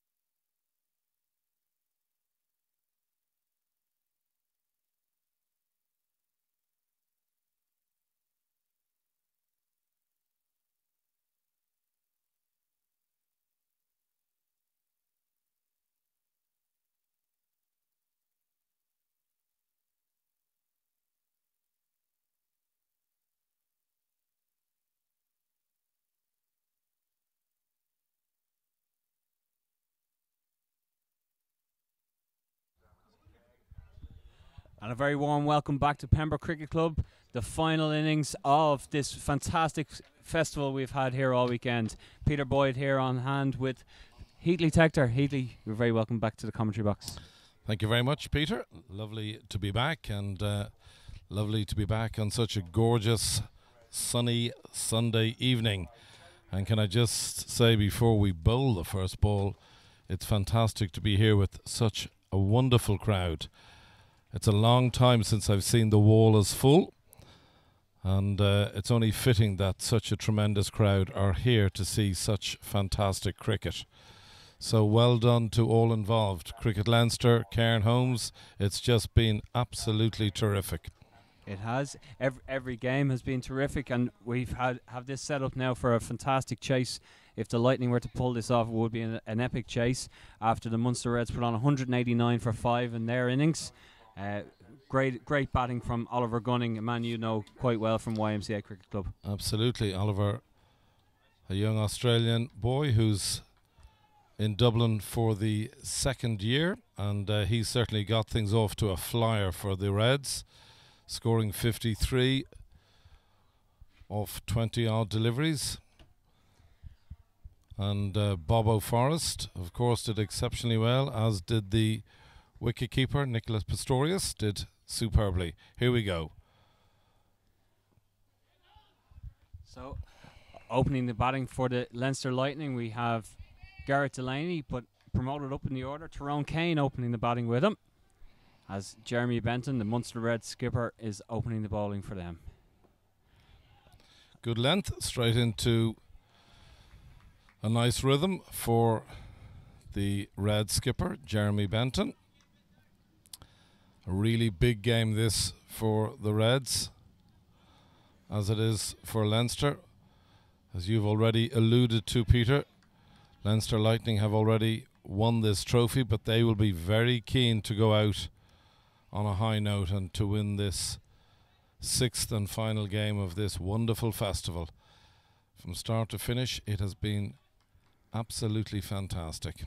Very interesting now to see Tyrone Kane getting a crack at the top of the order. A very capable batsman. We know about his bowling skills, which are first class, but now we're going to see him with bat in hand, Peter. 100%. He was having a good net before the game started, and that's a lovely sweep away, and that's the first boundary of the Leinster Lightning innings. Yeah, beautifully played. Certainly they're going to have to cross the ropes on many occasions if they want to chase down this score. Leinster Lightning looking for 190 runs to win this game. Benton into Kane. The call is wait. Good call. Well fielded, Bobo Forrest. Fielding a tight mid-wicket there. That's a good start for the Munster Reds. Just 5 off the first over. Well, as you said, they will have to score plenty of runs, plenty of boundaries to get up to this chase. But it's a fitting end and a fitting way to round off what has been, as you said, a fantastic festival here. We've been able to live stream with thanks to Cairn Holmes. We've also had plenty of people down here, plenty of families enjoying the entertainment, the kids zones and everything else that we have been on throughout the weekend. Just one of the things to mention there, to reiterate really what you've said, one of the great successes has been the kids zone. The fantastic array of jumpy castles and other things to keep the youngsters amused while mum and dad or their guardians watch the excellent cricket that's on view. It's a full wall. It's cricket of the highest order. I think the one thing that most people have alluded to over the last number of days has been the quality of the cricket on show. It really has been of the highest standard. And talking of things of a high standard, the opening bowler for the Munster Reds, a very splendid operator, Jared Barnes, delighted to be involved in this festival, playing his cricket now with the YMCA club just round the corner from here. In he comes, right arm over the wicket. Garrett Delaney chops down, cuts it away to third man. No, the call is no from Tyrone Kane. Settle for 1.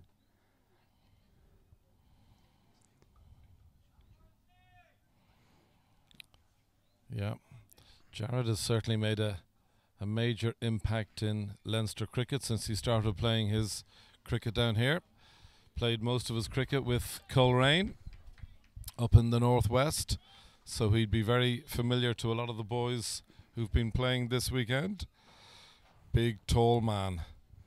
Gets a lot of bounce, and in he comes. Pulled it's nicely away. played. Really good shot, that. Rock back onto his back foot there. Tyrone Kane pulled it away. A great effort there by Cormac Hassett trying to get to it, but it would have been an outstanding take. No chance really as the ball flew by him in square leg. Got to also pay our compliments to the many people in Pembroke Cricket Club who have made this festival the success that it is, from the excellent catering staff who have been fantastic all 3 days, to the ground staff, GM by choice, under the tutelage of Dale McDonough. And there's another tremendous 4. Tyrone Kane backing up there. Two in a row. Beautiful strike. So certainly Leinster Lightning showing great intent from the off. It's interesting you mentioned the catering there, and it is only correct that we thank everyone and acknowledge all their hard work that they've put in. I got a tweet this morning when we were talking about coffee and cake and all the different things on offer from somebody who was watching in England, and they wanted to acknowledge that it's not just BBC Test Match Special where the commentators talk about the quality of the cakes. So absolutely, we've been spoilt rotten for 3 days. As Tyrone Kane goes big again, I think this one, no, just one bounce inside the ropes. Well, that's a fantastic strike. And what it is, it's a fantastic start for the Lightning. And talking about thanking people, one of the unsung heroes of the last couple of days has been the ground commentator. I refer to none other than Martin Block. It's a very important job, the job of the ground commentator. It keeps everybody informed as to what's happening, and he's done it really well. So well done to you, Martin. You've been fantastic over the past couple of days. With his array of music stings and his choice of words, he's been great. 18 for 1. We're in the second over. Beautiful evening here in South Dublin. We're in the home of Pembroke Cricket Club, and that is a huge monster. dink. That is a fantastic shot from Tyrone Kane. Finishes the over with a massive 6. And is that the tan figure of Alan Lewis chasing that ball away? I think that is none other than DA himself. A man who's well used to clearing the ropes. Former captain of Ireland, of course. And a man who's been hugely beneficial to this festival with his words of wisdom on the microphone. Well, that was a fantastic over. We just said about how Jeremy Benton had bowled such a tight over to start with, but Tyrone Kane really taking the fight back to the Munster Reds and Jared Barnes in particular there with that over. And the score moves on to 24 without loss. And our first bowling change, replacing the skipper, is Max Sorensen, a very, very useful 20-over campaigner himself. Represented Ireland on numerous occasions and has performed very well with both bat and ball. He'll be anxious to stem the tide a little bit here. Here he comes. Sorensen, good delivery to start with. That's a fantastic start from Max Sorensen. Didn't get too long to show us what he can do with the bat due to the fantastic performances by those higher up in the order earlier on, but now wanted to put his mark on the game with the ball in hand. He's a guy who I feel gave up playing for Ireland a little too soon in his career. That's pulled away. Garrett Delaney now getting involved, pulling that away for 4. That's nicely played. Split the fielders, and as we've said all weekend, the hard outfield, it races away to the boundary. Yeah.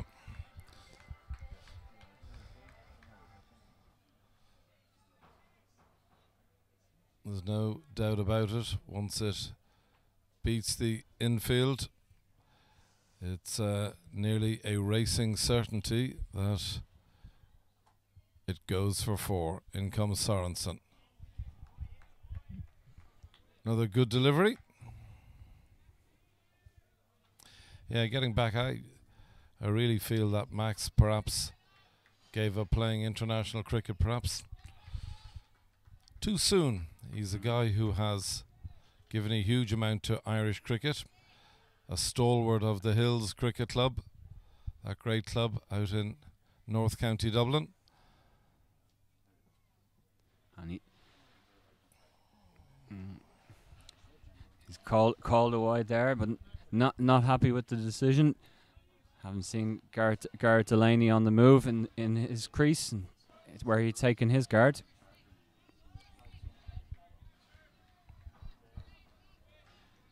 But yes, Max Sorensen has so much to offer, and in his experience. But not just that, he has by far and away the abilities to be still playing at the international level. Driven away this time by Garrett Delaney. Should just be the 2 is the 2. 2 more to the total. Really good start this by Leinster Lightning. Well, we're really going to know how this chase is going and how it will go in the end through the power play. Absolutely. That's going to tell us after 6 overs. We're going to really know whether the Lightning are going to stand a chance of chasing this down.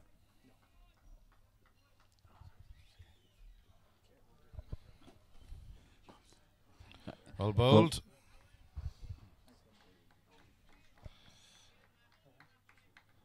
And well fielded Jeremy Benton.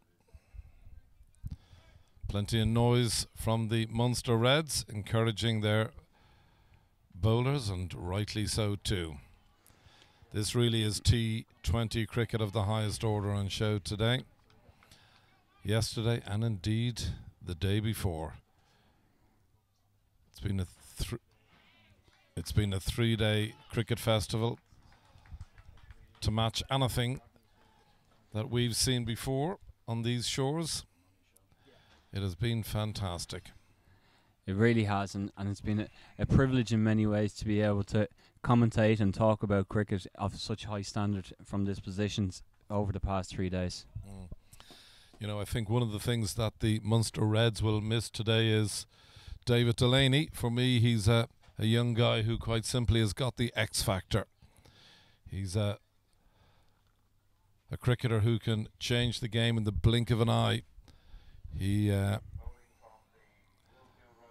bowls with genuine gas, does David. Yeah. He's a young boy I've had the pleasure of seeing since he was under 11, really. He's always had huge potential, David Delaney, and certainly living up to that potential nowadays. Wonderful young pace bowler. And I just think that Munster Reds could miss him today. They may do indeed, but he's not involved. Replacing him in the team is number 7, Tom Anders, from the Phoenix Cricket Club, and he immediately gets his chance to show what he can do with ball in hand. Coming in from the Wilfield rolled end, and Tyrone Kane plays that behind square there, run down for a single. Good start from Anders, as you say, member of the Phoenix Cricket Club, captain of Phoenix Cricket Club this year. Wonderful cricketing family, the Anders family. Rory Anders, very fine cricketer, as is the youngest of the Anders, Ian. 3 really terrific cricketers. It's carved away. Beautiful. Runs away to the boundary. Cracking shot from Garrett Delaney there. Only 2 fielders allowed outside the ring, so once that got up and over the infield, that was always going to happen. Run away for 4 more. Yeah, you'd really say after the power play, Peter, you would have thought for Munster or for Leinster Lightning to chase down these runs, they've got to be in the mid to high 60s, I would have thought.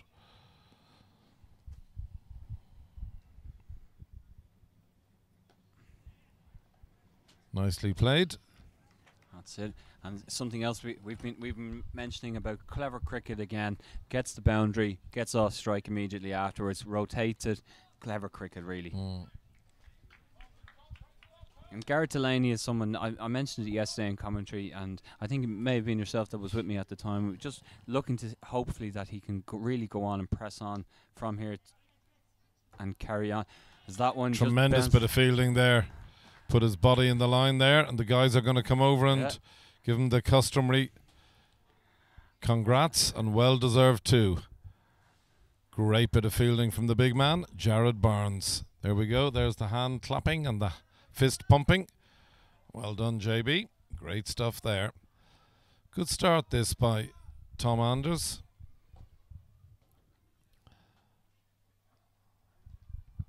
Never easy just coming into a side, and particularly having to come in and bowl your overs in the power play.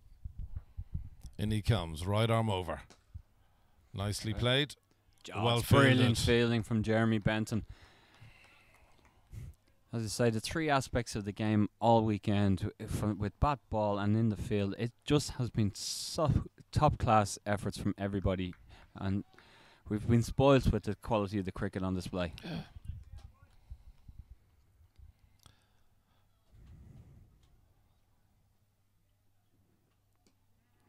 Well taken. Good glove work there. So that got to say, Nicholas Pistorius is a guy who's been threatening to do what he did today for a while now. A man who has played the bulk of his cricket with the Hills Cricket Club and went to Phoenix for a couple of years, and now back at the Hills. And talking about the Hills, got a note from a number of clubs, the Hills included, to say they're watching the live stream courtesy of Cairn on their big screen. So well done to all the guys in the Hills. And in Rush, they're also great viewers of the live stream, so congrats to them. And if your club is watching the cricket this afternoon, let us know. Be delighted to give you a mention. 38 runs on the board. No wickets to fall as of yet.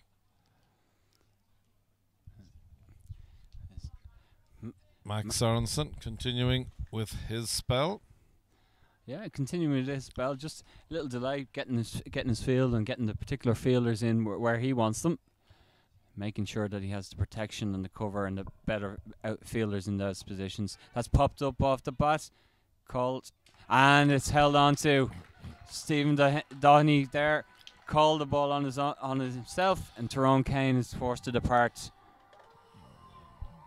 Well, I think what Stephen did very well there, it was an immediate call of mine. So there was no confusion, because it looked as though Stephen, who was just feeling sort of in a backward gully position, and both himself and the point fielder at one stage were heading for the catch, but a good call on the part of Stephen Doheney. And so Tyrone Kane, the birthday boy, departs. He departs for 24. Excellent knock. Excellent knock. And the catch there from Stephen Doheney, as you say, did very well to make sure that he called it on himself. But Max Sorensen showing his experience and again striking with his first ball of his second over. And that brings Andrew Balbirnie to the wicket. One of the key components of the Irish side, and certainly of this Leinster Lightning side.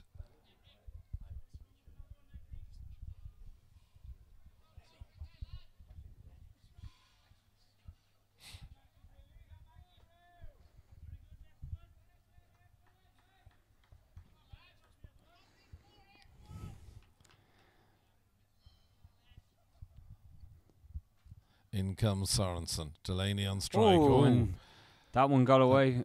And that will be, I would have thought, 4 wides. Yes, it is. That seemed to slip from his hand, I think. Yeah, I definitely no intent there, obviously, but it certainly slipped away from his grip and fired down the leg side. We've seen some interesting deliveries and balls this afternoon, wides and double hops and all sorts of things. So it's going to be another wide. Maybe it's just a case of a long weekend. But it's certainly been interesting. You got to keep alert for everything that's going on in the field today.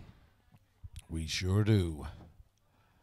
Big Maxie will be keen to get the radar gun working again now.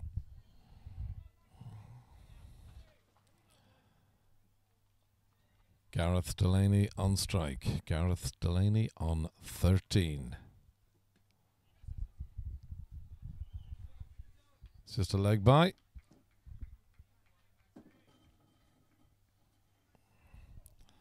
And that leg by brings Andrew Balbirnie on strike for the first time.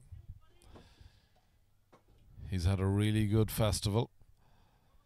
Certainly his knock in the first game that the Lightning played in, he was scintillating at his free-flowing best. Of course, a man who knows this ground all too well. Lives just behind the wall behind him. Again, comes from one of those cricketing families. His brother Jack Balbirnie plays with him, as did Harry, of course. That's a lovely shot. Classic square cut. Beautiful square cut from Balbirnie.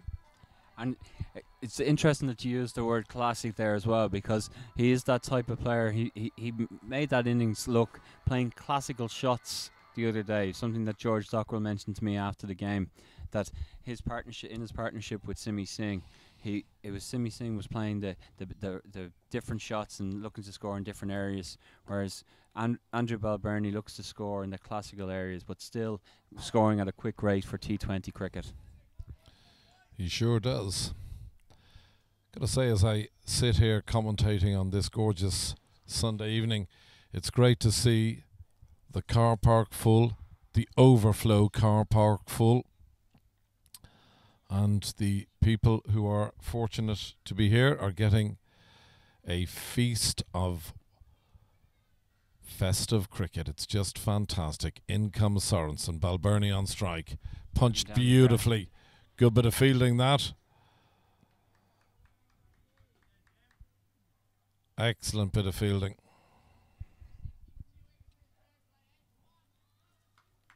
Jeremy Benton there, moving very quickly.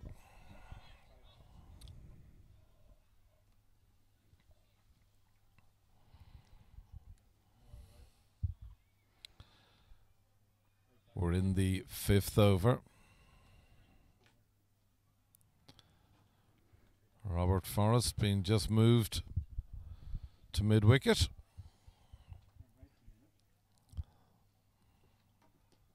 Ah, beautifully played. What a lovely shot there.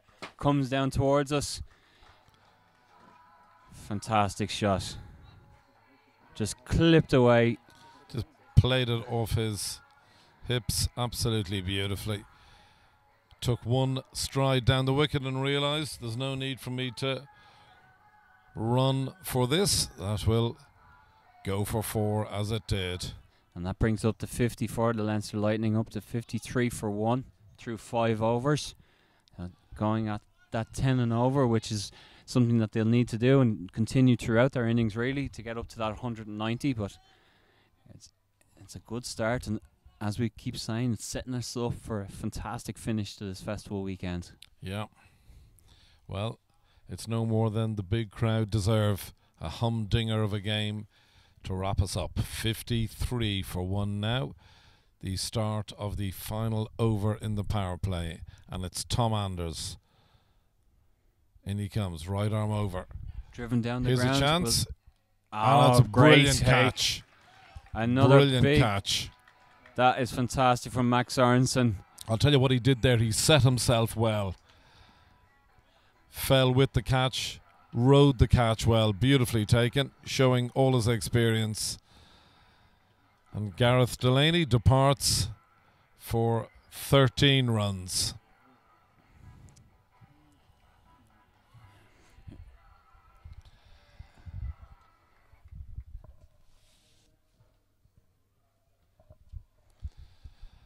And in comes a batsman who I have huge admiration for. One of the guys who can play with ease what they now call 360-degree cricket. This is Lorcan Tucker, and I'd love to see Lorcan display the many array of fantastic shots that he possesses. He is a really gifted cricketer, has been since he started playing the game many years ago. Has played for Ireland at under 13, under 15, 17, 19, Ireland A, and indeed got capped last year in this format. Was chosen for the series against Hong Kong up in Breedy, and deservedly so too. And Anders comes in, bowls it. Poor delivery. Whipped away there by Andrew Balbirnie. A poor delivery, as you say, but it got the treatments, and Andrew Balbirnie crashes away another 4. No, Balbo ain't going to miss out on opportunities like that. It's a pity for Anders after getting the wicket the previous delivery to back it up like that with such a poor delivery. He would have wanted to put the pressure and continue on that. And Balbirnie goes through the covers this time. What a shot that is. Shot of the day is the shout from the commentary box, and it's hard to argue with that. Beautiful, all along the ground. 4 more. I'm sure the Munster Reds must be worried about Andrew Balbirnie. He's been in scintillating form as soon as he took to the wicket. And again, that's a beautiful shot, but fantastic fielding by Benton. But not backed up on the far side, and it may go all the way. Cormac has to try to chase it down, and that's that's unlucky from Benton, because it was a superb bit of fielding on his part. So ends up costing 6 runs there. 5 correction there, sorry. 5 runs in the end. Appropriate bit of music, because I'm happy. I'm sure Andrew Balbirnie is very happy with that. Not so much Jeremy Benton or the bowler Tom Anders there. No, but you got to say, it was a brilliant bit of work on the part of Benton. A tremendous stop, and he was dead right to try and throw the stumps down. The skipper now having a word with his bowler. Oh, to be a fly on the wall in that conversation, Peter Boyd. There's been a few of them this weekend. Bowlers and their captains. Absolutely. It's the captain doing his job. And of course, Tom Anders, a captain himself of his own club there in Phoenix. So he's had to do it a few times, I'm sure, himself. So he knows what to expect and what's coming. It's all meant to help. None of it in any way wanting to make him feel any worse. All trying to help and cajole the performance from him. Absolutely.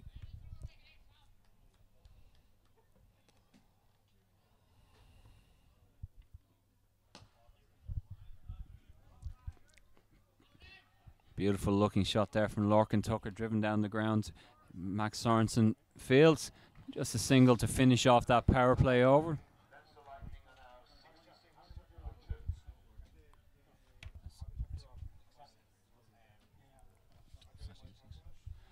So it's 66 for 2 off the power play overs.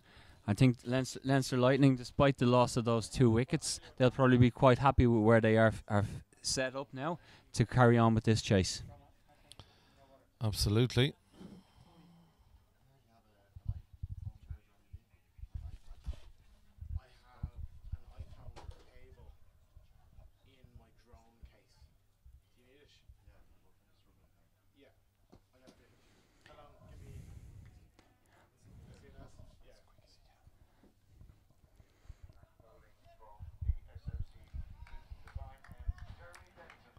And so we said at the start of this innings how important it was for Leinster Lightning to score heavily in the power play, and that's exactly what they've done. Scored really heavily. They'll be delighted with how they've started. Like that, they've got to continue. That's the pressure of the runs on the board and scoreboard pressure. They've got to continue.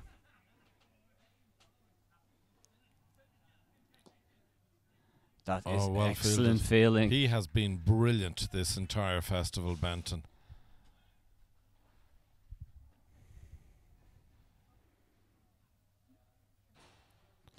and not for the first time this weekend. I have to say I'm not a fan of it. Don't like it. I think there's been too much of this, to tell you the truth. Not sure whether it's a modern phenomenon of the game, but anyway. Swept away. Not too easy. There could And be more overthrows here. There are more overthrows here. Just the one this time, but perhaps if more overthrows like that, there's a little bit of karma, could we say, for the stopping in the run up of the bowler. Yeah, maybe so. Well fielded. It's all very well if you do lose your run up, or something distracts you or what have you from your rhythm, and you do have to pull out of your run up and delivery. That's one thing, but it's been. I understand that, but there hasn't been that much loss of a run up with the amount of stopping and starting we've seen from the bowlers. I think it's just an element that's creeping into the game that just wouldn't be to my liking. Mm-hmm. Nicely tucked played into the leg side, but good fin. Then Ruan Jones coming in quickly off the boundary, making sure that he got to the ball and released it quickly to restrict him just to the single off that final ball of the over. So it was a good over from Benton, but the Lightning still going at 10 runs and over, 71 for 2 through 7. Now, Lorcan Tucker and Andrew Balbirnie will be looking to bat for 4 or 5 overs here together, and if they're still together at that stage, they will have really broken the back of the chase, you'd imagine. I was wondering when we'd see the introduction of the Yak, and here he comes now. Perhaps the mystery spinner in Irish cricket, Jacob Ali. He's been a really good cricketer for many years now. A really good cricketer and a great character as well. Yeah, absolutely. Played virtually all his senior cricket with YMCA and then laterally with the Hills, and now down with that gorgeous club in Kerry, down playing his cricket in County Kerry. And so Yaki does his customary loosener uppers, and in he comes. Cut away from Balbirnie. Fired back in there. Oliver gunning on the boundary after his half century in the first innings. Feeling good, I'm sure, about himself. Fired that in. Nicely played. Just keeping the scoreboard ticking over. 2 singles off the first 2 alley deliveries. Balbirnie on strike. Pulls that away, and that'll be 4 runs. Really good shot. Got himself into a beats the great position to sweep there. that. And it was a great shot. Jeremy Benton a bit disappointed that the man that he'd placed there wasn't able to cut it off, but struck powerfully and a little bit wide of him and went all the way for 4.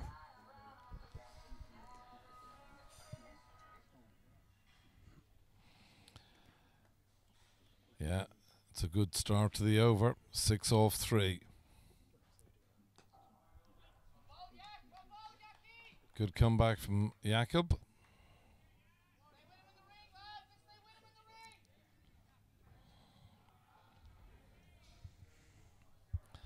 Again, some great encouragement on the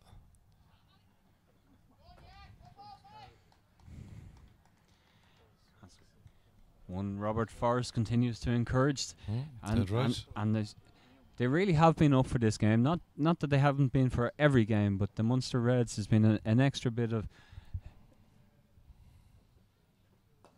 emotion, I might call it, in the way they've approached this game. They've really determined to put on a show and put up a performance against the Leinster Lightning. Well, they've been fantastic from the word go, Munster Reds.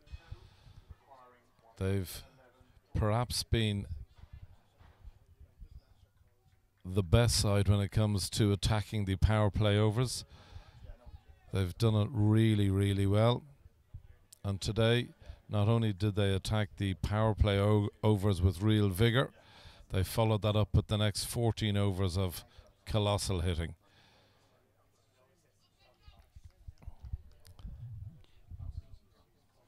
Jeremy Benton here into his third over. Just 9 runs coming off his first 2. It's brilliant performance so far. He's dragged that one down, and I think Lorcan Tucker had already premeditated. He was going on the sweep and in the reverse sweep there, so he was kind of stuck to having to hit that shot in the end. Yep. As I say, he's one guy that I'm really looking forward to seeing, Lorcan. Nicely played by beautiful placement. Andrew They come Balburney. back. They're coming back for 2, and they'll get 2. They do get back. More accurate throw may have had Lorcan Tucker under in a bit of pressure there. Lorcan is incredibly quick between the wickets. That's it. He's a fantastic runner.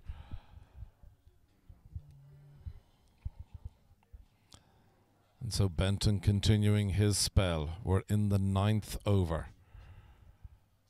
Andrew Balburney on strike. That's it. And that's gone through That's the fielder again. There should be 2. Oh, an easy 2. A lot easier this time around, getting through for the seconds.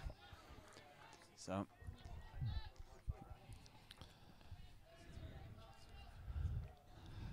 what a beautiful evening this is, Peter.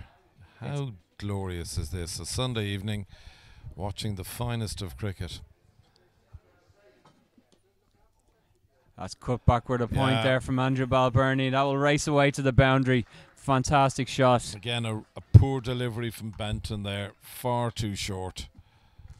Too short, giving Balburney too much width as well. And a man with his experience is not going to make a mistake there. No, cashed in. 6th boundary of his innings. And he's very quickly moved on to 38. And yeah, and you can rest assured he is loving this in front of his home crowd. That's it. Again, nicely played, just pushed down to extra cover for 1 run. Brings Tucker back on strike.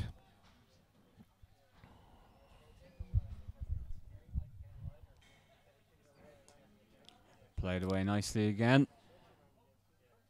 Gunning quick in off the boundary rope again, just making sure that it's just the one to finish the over. And the Leinster Lightning now going along at exactly 10 and over, 90 for 2 through those 9 overs. And he said earlier there, Headley, about being a pleasure to sit here and watch some top quality cricket in the sun. And you know, that has been something that we've thoroughly enjoyed all weekend with the guaranteed weather.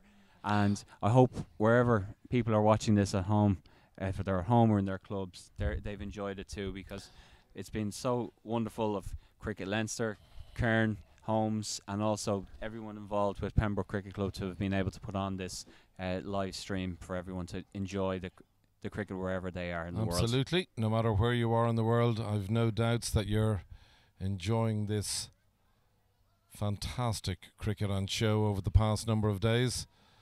It really has been cricket of the highest quality. Yaqub Ali having a quick word with his skipper.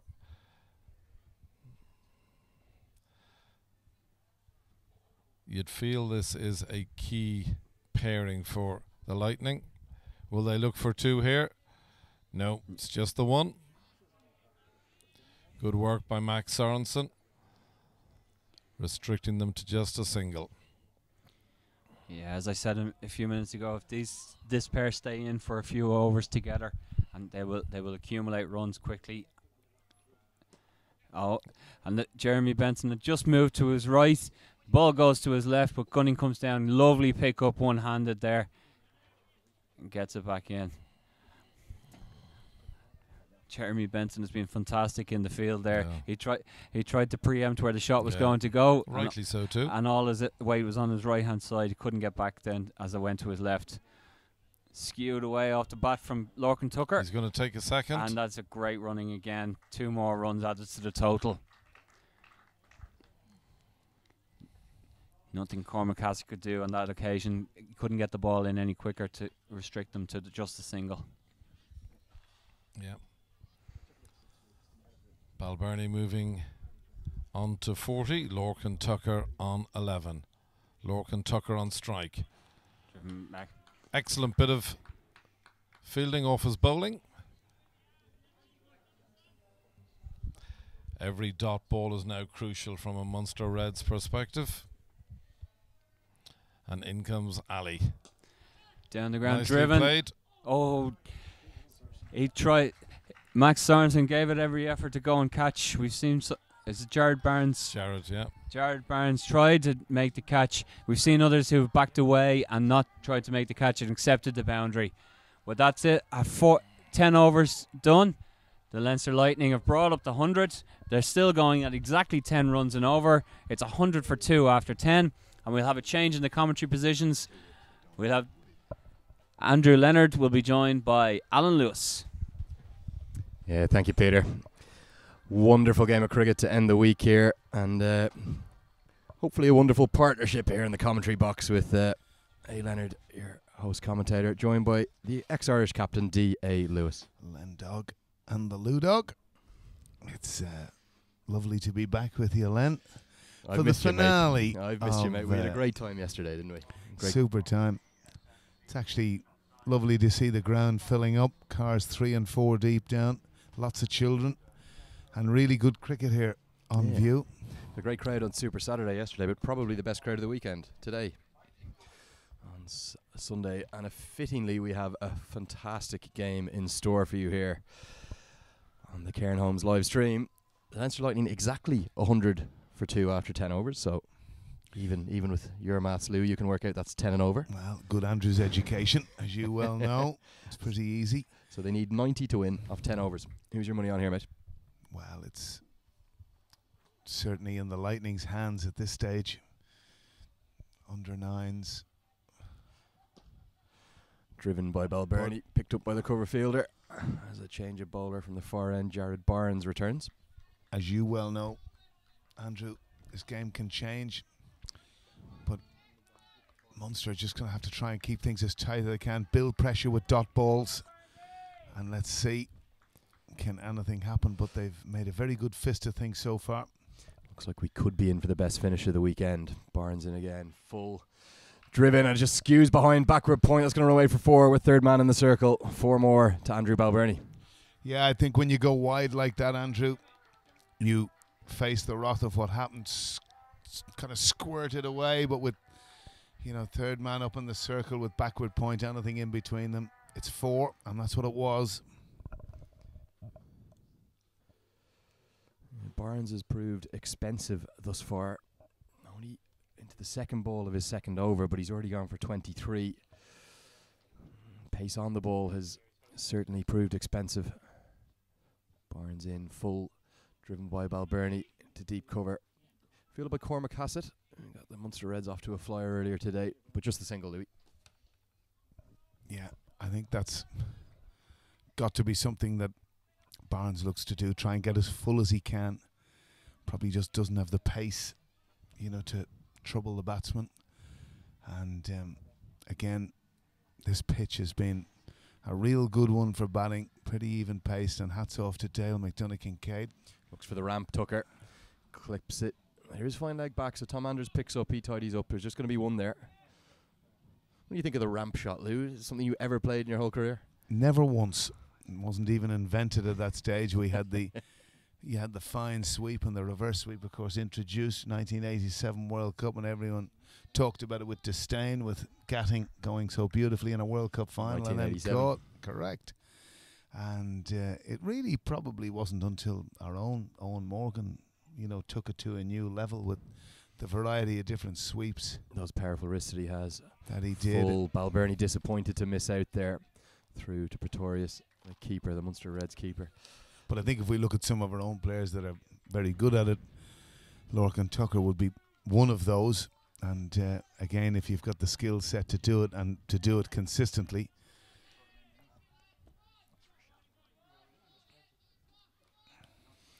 Balbirnie just seemed to go over the top of the ball. Maybe a little bit of variable bounce.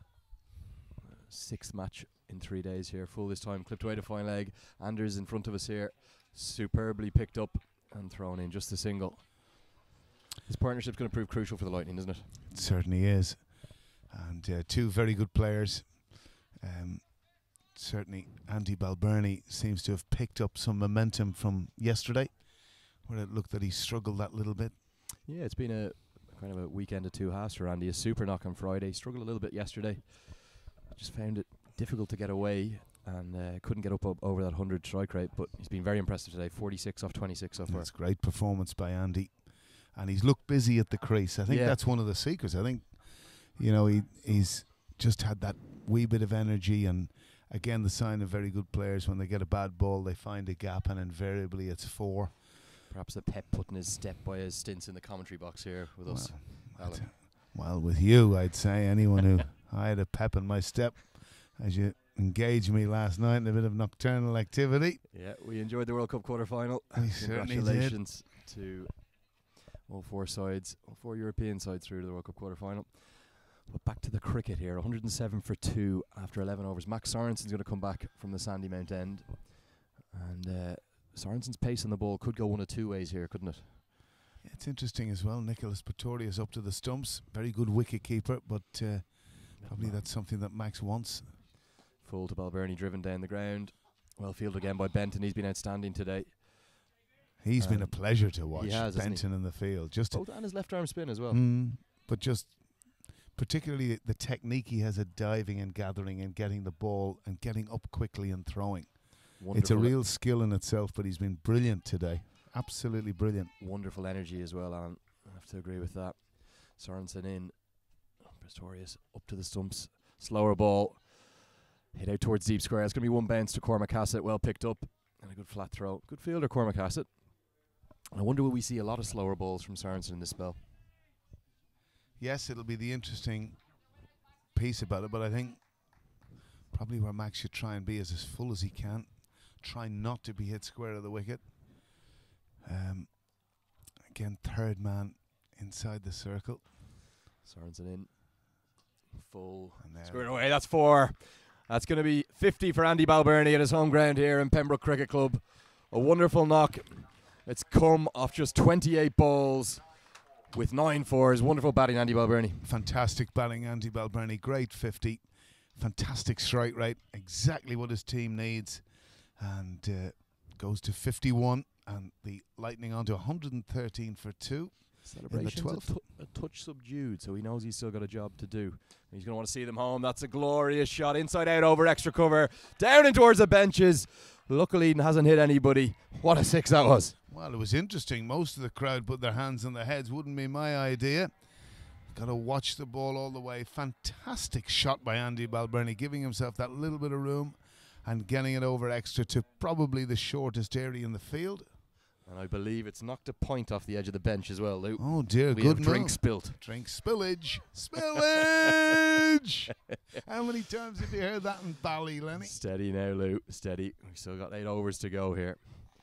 And the action is flying. As we said, with the pace back on the ball, it was likely it could have gone one of 2 ways. Always a great Aussie phrase. That was spillage, mate. Spillage. You're in trouble then, aren't you? You played a bit of great cricket, Lou, back in 85, 86, Mossman, Middle Harbour. Really very high standard, was it? Really enjoyable season, yeah. Played with and against some really good players who went on to play Test cricket. For our own club, Gavin Robinson played a limited amount off spinner. Sorensen, slower ball. Well, Bernie tries to work into the leg, so just clips the pad, and they get through for 1 again. Benton, he's a real live wire in the field, isn't he? Absolute live wire, brilliant to watch. Can I ask you something about Benton? He bowls with his left arm, but he throws with his right, and he bats with his right. That's interesting. I hadn't thought of that. Now, I wonder, can he throw with his left? Well, I'm yet to see him throw with his left. There's an interesting... I just want to point something to you, Lenny. Number on the back of his shirt. What's significant about that? 66. Well, apart from it being Joe Root's number, off the top of my head, I don't know. And we'll hold that thought as Sorensen comes in short, super keeping. Just the 1 glove from Niklaus. It's also Pretorius. my daughter's number, would you believe? Okay, well, I didn't know that. I didn't know these things, Lendal. And as you mentioned earlier, a wonderful performance for the Irish women today in the Netherlands. 2 from 2, and just the start they wanted. And of course, 66, the year England won the World Cup. Just moving swiftly on, Alan. Thank you. Lovely to see the Irish women get 2 wins in 2 days, and that's going to be the start that they wanted to that campaign, because it's It's a huge tournament for them to get to that World 2020 in the Caribbean. Well, we had 3 fantastically exciting games against Bangladesh. 2 that were last ball finishes. And I think one of the main things for the team was to get that victory in the last game, which was significant for them. And they've played very well in the first 2 games. Lucy O'Reilly back, of course. Yeah, and Kim Garth bowling again. Speak of the devil, Jeremy Benton back on to bowl. The skipper for the Munster Reds brings himself back on. Out to Hassett, but there's no 2 to him. He's very strong in the field. Nobody backing up again there for the Reds. We've had a couple of incidents of overthrows. One that went all the way for 4 and one that went through for just a solitary overthrow. Benton's left arm spin going to be crucial here. Just taking his time. Tucker down the track, smashed. Is that gone straight to long on? No, it's gone over his head, into the nets in Pembroke. 6 more. Lightning are chasing this down with aplomb. Absolute aplomb, be best described, but he hadn't got to the pitch of the ball, but he slapped it hard, followed through. Lorcan Tucker, his fantastic hand speed, Lorcan Tucker through the ball. Incredible power for someone who isn't maybe the most muscular. Well, it's that, that hand speed, I think, is the thing that I talk about, that wrists. He Reverse just sweep this time. Super piece of wicket keeping, and we've got some excitement in the crowd. Huge appeal, not just from the Munster Reds players, but down the wall as well. Umpire William Clark, square of the wicket, gives it not out. Crowd getting involved. It will be very interesting to see that again, and it's something we will touch and go. Yeah, we've had a look at the replay on our monitor, and benefit of the doubt going to the batsman from umpire Clark. Tucker looked to have just got back. Barnes in again, just dabbed down to short third man for 1. Super work from Pretorius behind the stumps. Well, he's a very good wicket keeper, Nicholas, always has been. Live wire behind the stumps, can stand up to most things, which is a huge advantage in this format of the game. Max Aronson, Oh, that's absolutely. outstanding. Benton in again. Balbirnie down the track, lovely through extra cover. They're going to push for 2. Tucker decides no. 2 there, Lou? No, I don't think so. A good piece of fielding, gathered quickly and got it in. But at least it was run. That's another feature for me of this weekend. The running of 2s has been fantastic from most of the teams. Yeah, Ted Williamson was on the live stream this morning, and he said that the running in that partnership between John Anderson and George Dockrell yesterday was as good as he'd seen, and his side learnt a huge amount from that. Benton in, reverse sweep again. Straight to the man. What do you think of the reverse sweep as an option when you have 2 men in that area? Odd. Like, if you're not going to go over, I think it's odd. I think there's... Lorcan trusts himself because he's very good at it. And, when I think of, the players that have the ability to play that shot really well, I think of him. I think of John Anderson. And it would have been a feature, funnily enough, of John Anderson when he played for Ireland. I remember him playing an ODI against Afghanistan, and he'd got 18 off 50 balls, or 19. He was batting with Kevin O'Brien at the time, and I thought, no sweeps. Yeah. And this would have been something week in, week out, and then it just maybe triggered something to ask. I just wondered why, because he was so good at it, always in control, got his head in a great position, and left or right, with it, whichever way he went, he'd destroy teams at club level. It's the end of Jeremy Benton's spell. He bowled his 4 overs, none for 29. Nice tidy figures. You have to think the yak is the key for the Munster Reds to try and get over the line here, don't you? Yaqub Ali back into the attack. And if the Munster Reds are going to have any chance, his final couple of overs here are going to be crucial. And he comes. Balbirnie looks down towards us in the commentary position. Robert Forrest runs around. Super stop by Bobo. He's picked that up nicely. Saved 2 runs. That's fantastic fielding by Bobo Forrest there. Giving me a wee smile. Loves to do things in front of the comms box. I suspect if that was at the other side of the ground, it might not have been as much effort put into that. Yaqub in, bit shorter this time, and he's gone. Balbirnie misses out. Pistorius certainly didn't, and he's stumped. He's gone. Andrew Balbirnie out for 61. I actually think there, Andy, that he was caught.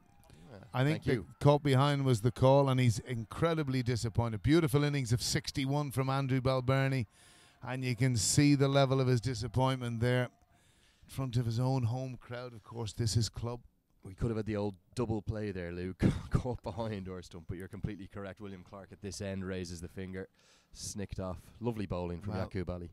And this is another interesting thing, Again, Yakub Ali, over his time, both playing for Munster and the Leinster Lightning, one of the most economical bowlers in T20 cricket. And, you know, when he played his A-team cricket for Ireland, the solitary game that he played, probably it was in the wrong format for him, because, you know, where most of his success came was in the white ball game.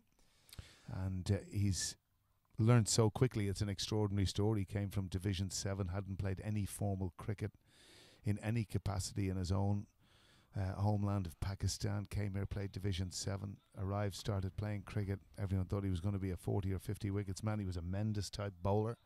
And, you know, he didn't really have the accuracy or the consistency, and worked away and developed that, and has really turned himself into a real quality white ball bowler. Wonderful story, the Yakub Ali one. Balbirnie falls for 61 off 34 balls. 8 boundaries and 1 6, that glorious 6 over the Pembroke clubhouse here. Another super knock from Andy Balbirnie, showing his class as the Irish international that he is.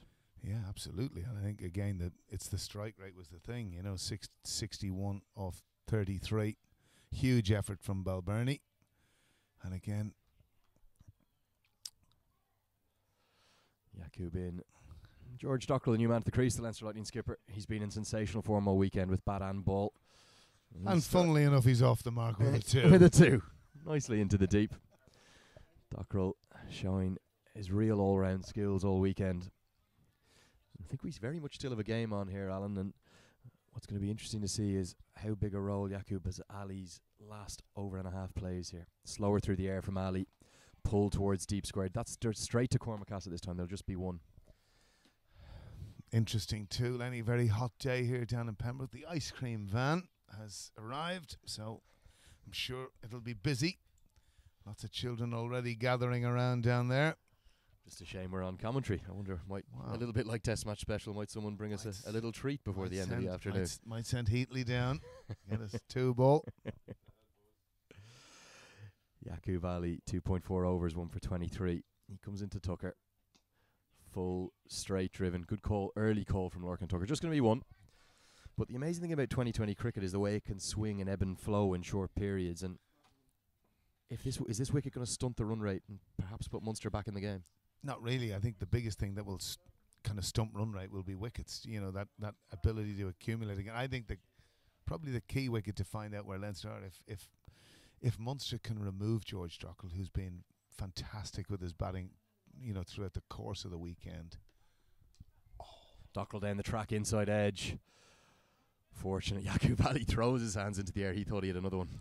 Absolutely, and he saw him coming. You know, this is the thing. He's again hands in the Great air. reaction from the Yaki is a lot of hands in the air. I've seen it for quite some time, but super over. Well done, Yakub Ali. Just take a quick look at the batting card with another change of bowling here. For the Munster Reds, Tom Anders is going to come back into the attack. Gareth Delaney, 13. Sorry, excuse me. Gareth Delaney, We're gonna go to the correct batting card. Excuse me, Lou. Lucky the Munster Reds one's no good for us. Gareth Delaney, 13 off 16. Tyrone Kane, 24 off 11. Good cameo from TK. 61 off 34 for Andrew Balbirnie. Lorcan Tucker, 25 off 20. So very interestingly poised here, Louis. I think one of the more significant things there is 3 strike rates in excess of 125 and more. But TK's little cameo, they're so valuable to a team. Strike rate 218 for 24 runs, huge for the team. 54 runs to win off 36 balls.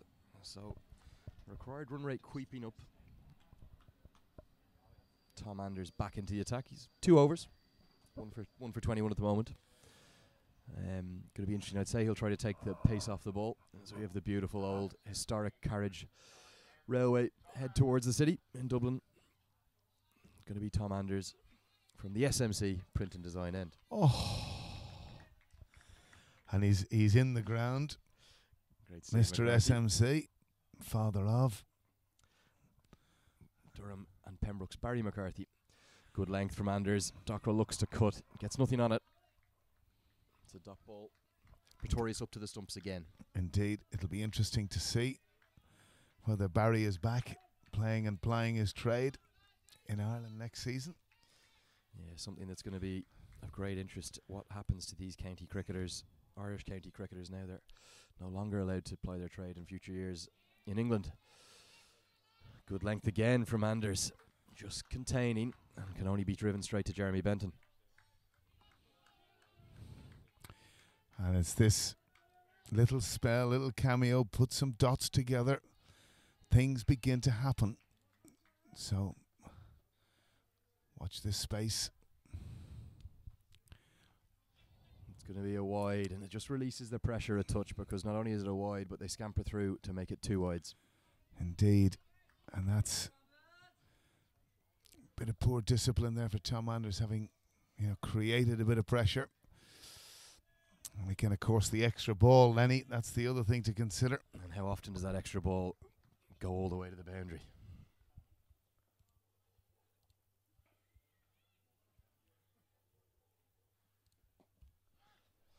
What a shot that is. Talk me through that one. Alan Lewis flies away for 4. Well, this is the point that I was saying to you. When you can do it as well as Lorcan Tucker, what is the problem with this? Fantastic shot. Indefensible, to be honest, because as you could see, both of those fielders that are square of the wicket or behind square were just left stationary as it raced to the boundary for 4. Fantastic shot. That was reverse swept off middle stump. Yeah, but that's the risk you take. Again, I think the value of that is his head position. He goes at the ball, whereas a lot Very of people... still. Yeah, fantastic. And that's left Jeremy Benton, the Munster captain, wondering what to do.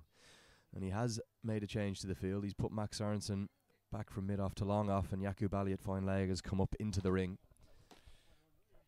And Deep Cow is going to go back as well, as Deep third man will. So all sorts of changes. One shot has caused 3 changes to the field. Absolute pandemonium here with the Munster field setting. Well, that's what Lorcan can do. Looks for the conventional sweep this time outside the line of off stump, in spite of Anders' appeals. It's actually heartening in one sense for Leinster to see that little bit of experimentation. Lorcan Tucker getting a chance to come up the order. Tyrone Kane looking to get up the order. And that, to my mind, is a good thing from an Irish perspective as well. Yeah, it's a Tyrone can, you can be in a situation. He's a fabulous striker of the ball, Tyrone Kane, but doesn't get that much opportunity to do it. Would have opened for his club for quite some time, Marion, and then slipped down to 6, which I didn't agree with, spoke to him about.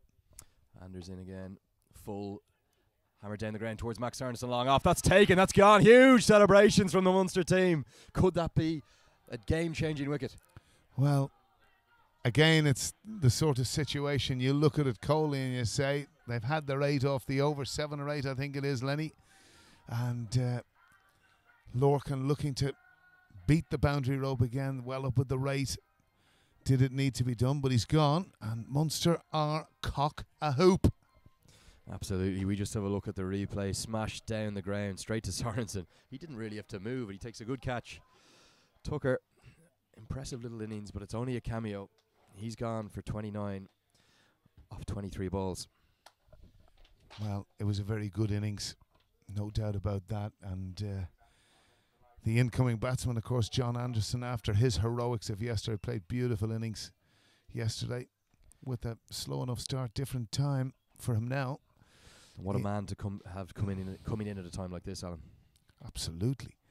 Played beautifully yesterday. John, I think, to a certain extent, wrongly pigeonholed, and that was proven again to be wrong yesterday.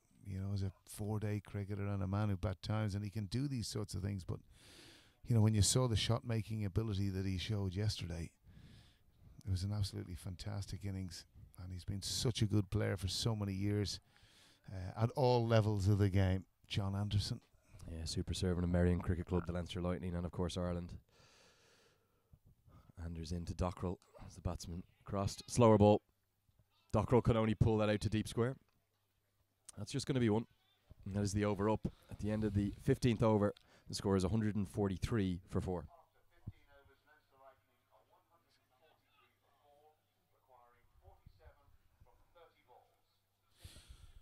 So the equation, simple and straightforward. Andrew, 47 from 30 balls. Who are you backing? Well, look, it's hard to look past the unbeaten Lightning, but I'll tell you something. We are going to see huge celebrations if the Munster Reds can pull off this victory Ted Williamson was in with us earlier. He spoke about how much the win meant to him, how emotional he was with that first maiden Munster Reds win in the first game of this T20 festival. If they can put one over the home team here, the unbeaten home team in front of a huge crowd at Pembroke, it's going to mean the absolute world to Munster cricket, and it's going to be huge for the tournament. Well, the game itself is fantastic. We knew it was going to be tight, and it certainly is. 47 off 30 is the equation. And you said earlier Yaqub Ali would hold some strings, and I think you're absolutely right, Len. You can hear Robert Forrest driving his team. Huge volume, not far from us here at Long Off. Now there's a surprise, Len Dog. You hear him before you see him. He's really driving that Munster Reds team. Huge passion being shown in this game. You talk about the Munster-Leinster rivalry in rugby. Maybe that's something that could develop in cricket over the years. Well, I think, to be honest with you, the competition structure actually suits Munster. I've said this earlier. The fact that it's a festival, they can get together, they can be together, they can be a team. They're a bit nomadish when they came into the competition. Full to Anderson. He just works into the leg side. Dockrell really pushing hard for two, but wonderful fielding. Max Sorensen, one hand. What an athlete. Well, you wouldn't want to have misfielded that, would you? Two hands, Len Dog. You've been told many times when you can get two hands to it, get two hands to it. Brilliant from Sorensen. Hugely impressive.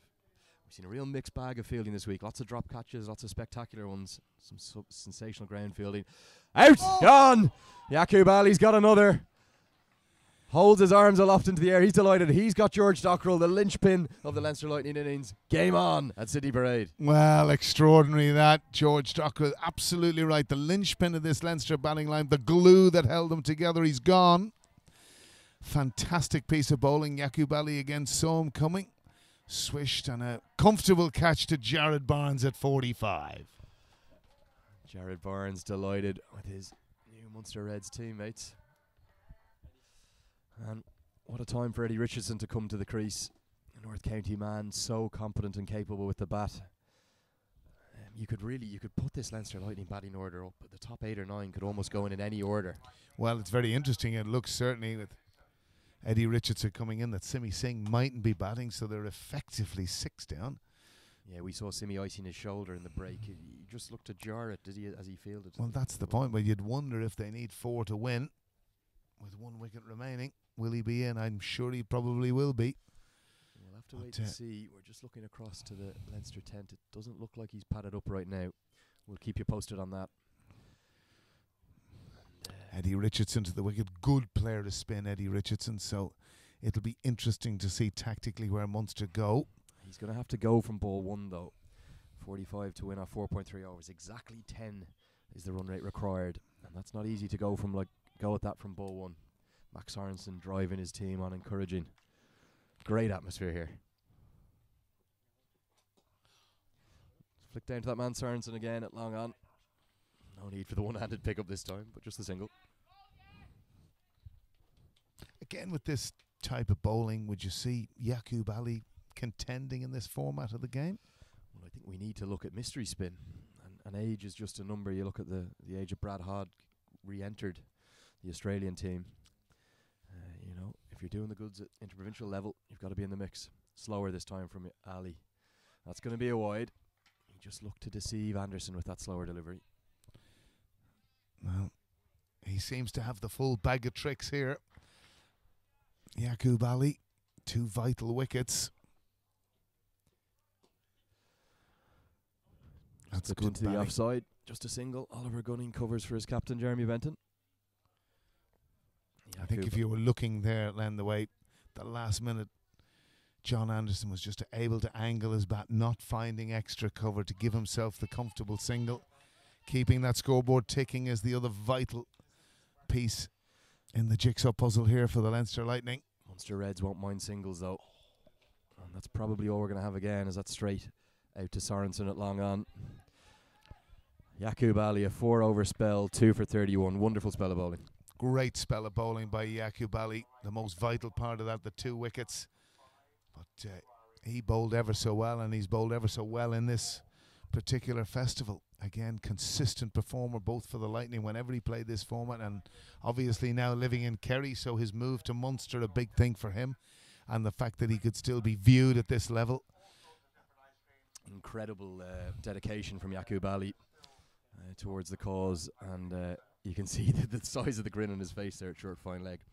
Now I have a stat for you, Louis. I know how much you love your stats. This is just going to give you a sense of what an amazing weekend of cricket we've had here. As the Leinster Lightning moved to 149 for 5, that is the 2000th run scored this weekend in 6 games of cricket. Absolutely phenomenal. Phenomenal. Like this T20 game has gone to new levels, and you know the prowess of bat over ball, very good pitch. Hats off to the groundsman and all the ground facilities here to play on one wicket. Hasn't really changed that much. Squared it away off the outside edge. Barnes sprints round. They're going to look for 2. Pretorius. Huge appeal. Clark gives him. Another one gone. Eddie Richardson couldn't get back for 2. Massive celebrations for Munster. And there's huge celebrations. They're all over this Munster. What a fantastic piece of feeling by Jared Barnes. They're hugging, they're kissing. They're all together out there, Munster. And Eddie Richardson gone. Run out going for a second. The excitement is pronounced. Munster sniffing victory number 2. Absolutely. It looked to be quite a tight decision, but we've just seen the replay in front of us here, and it was probably just out. So umpire Willie Clark had no hesitation in giving the decision. And coming to the wicket, Fionn Hand. What a moment for Fionn Hand, Alan. Well, he's had a very good weekend so far.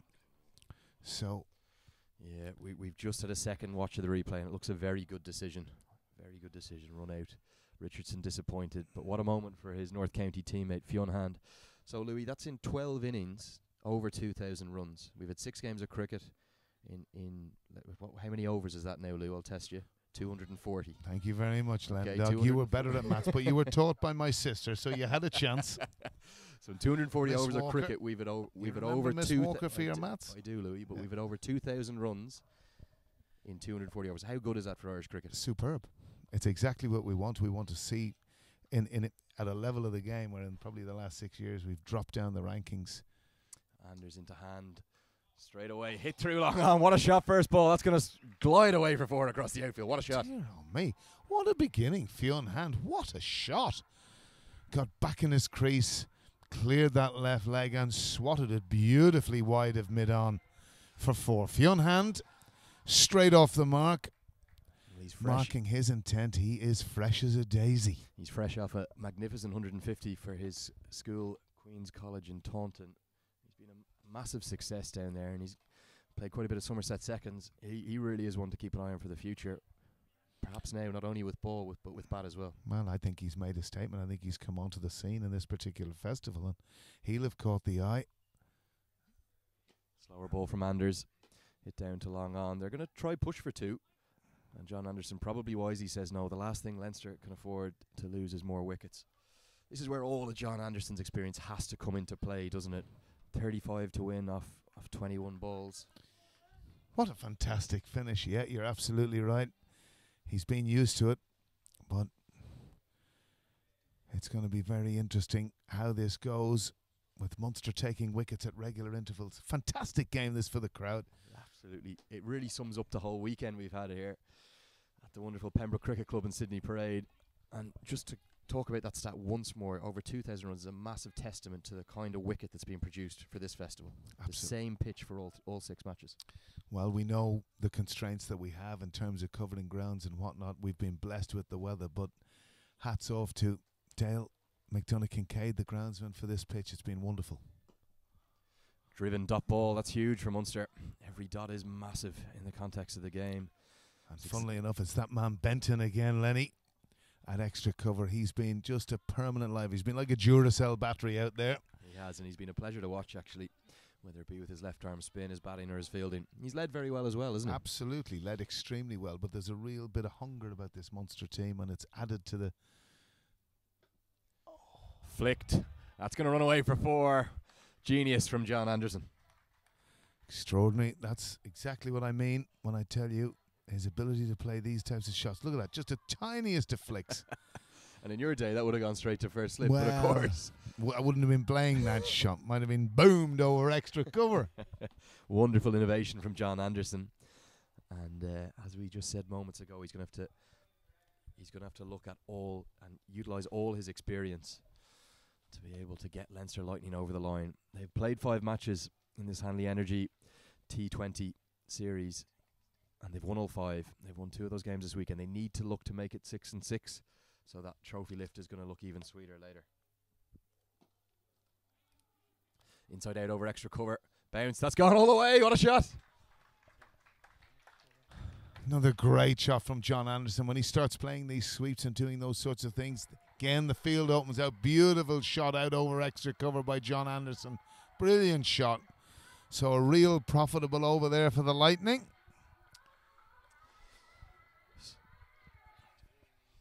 Such an interesting game of cricket we have here.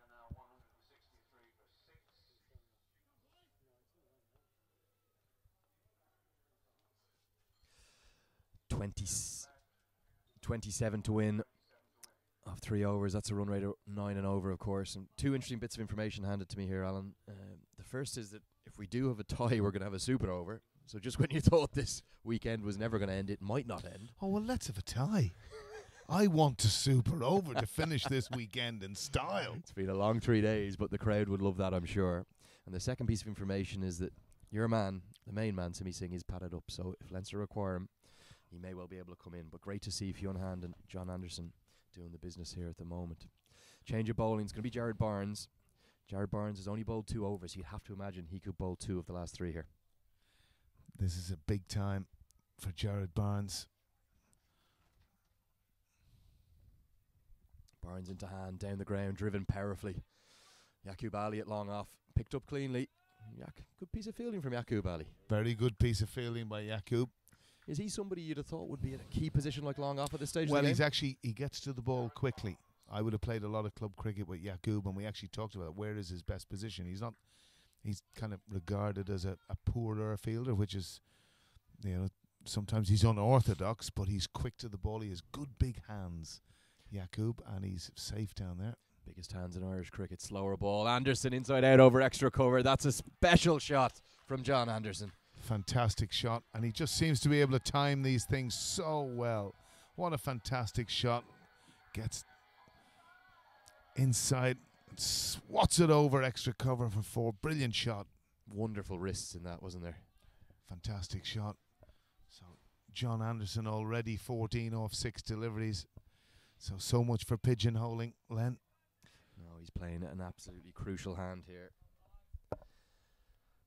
And all of a sudden, our Leinster Lightning back in the ascendancy. This game has swung one way and the t'other throughout. Full driven to that man Benton again. Well stopped, and it's just a single. Anderson throws his head up to the sky. Does he feel like he's missed out there? He probably does. But from the point of view of Jared Barnes, I think it's a much better... he should have done better with that. That was kind of a knee-high full toss from Jared Barnes. Searching for the block hole, and I think with Anderson coming down, probably turned it into that slightly lower full toss. Hand back onto strike now. Full, massive swing, but a miss and a crucial dot for Munster. 21 to win off 14 deliveries, Alan. Tension building down here at Sydney Parade. I think Munster and Jared Barnes will certainly need 1 dot ball, if not 2 here. Otherwise, you'd probably see the Lightning getting home. But wickets also means something with 6 down. Hand on strike. Slower ball, swings across the line. Brilliant bowling, Jared Barnes. Now it's interesting. Great piece of bowling by Jared Barnes. The slower ball, running the fingers over it. Looked like a leg cutter. Like a little leg cutter indeed. Got a fantastic finish lined up. 21 required from 13 deliveries. Tension building. Benton on the edge of the circle. All the infielders on the edge of the circle, which they quite rightly need to be. Tension building, Sydney Parade as Benton comes in. Full right in the block hole. Brilliant bowling, 3 dots. We have a hell of a game of cricket here at Sydney Parade. And you can see what it means to Jared Barnes. Fist pumping. They want this so badly. So 3 dots. And you can see what it's meant to Jared Barnes. Look at that. Have you ever seen that? That's great to see. It's great to see. For a dot ball. Fantastic. It's what it means to them.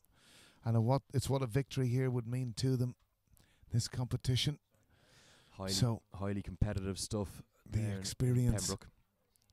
of Max Sorensen coming back into the attack now. And as you quite rightly said, I think it's going to be Jared Barnes and Max Sorensen are going to finish this match. So 21 off 12, Len. Where are you sitting? It's all happening. Where are you sitting, Len Dog? All happening at Pembroke. We're just going to take a quick look at the bowling card as Alan might need to take a laxative next to me. He's getting awfully excited, and I don't blame him. It looks like it's going to be Barnes and Sorensen to bowl the last two. Only 5 bowlers used by the Reds. Yeah. And rightly so. But the bowler standing out there, Yaqub Ali, outstanding. 2 vital wickets he got. Sorensen in. Outside the off stump. Another dot. Another dot. He looked back. It could have been close to the wide line, but Azim Ali Beg probably rightly decided that wasn't a wide. No, he was just inside the blue line. John Anderson moving around. That's good cricket, and you can hear the noise. They're all clapping here, Munster. Fantastic game of cricket to finish 21 off 11. 21 off 11, Andrew. 4 consecutive dots has changed the game as Sorensen comes in. Slower ball. It's going to be... They're looking for the bye. Looking for the overthrow. It's all happening. And it ends up in Jeremy Benton's hands. Well, funny that, lo and behold, Jeremy Benton's hand again. You've mentioned that name so often. What a brilliant piece of work by him. Look where he's come from. Absolutely fantastic. These are the things that win these matches, Len. He must have run 20 yards from his fielding At position least. on the edge of the cover ring. Fantastic bit of work. Tension really rising. Everyone around me standing up. Glorious sunshine in Pembroke. Low summer sun. Spectacular weather. What a game of cricket we have. Our Munster on top now. 21 to win off 10. Well, if you think about it, Linda, that's been 5 dot balls on the trot. Think about it. Sorensen length. Dispatched out towards Cow Corner. 1 bounce. Slight fumble from Gunning, but he gets the throw in. Is this going to be run out? Oh! No! Couldn't be collected. 2 for the Leinster Lightning. He did well there. Oliver Gunning got the ball in quickly.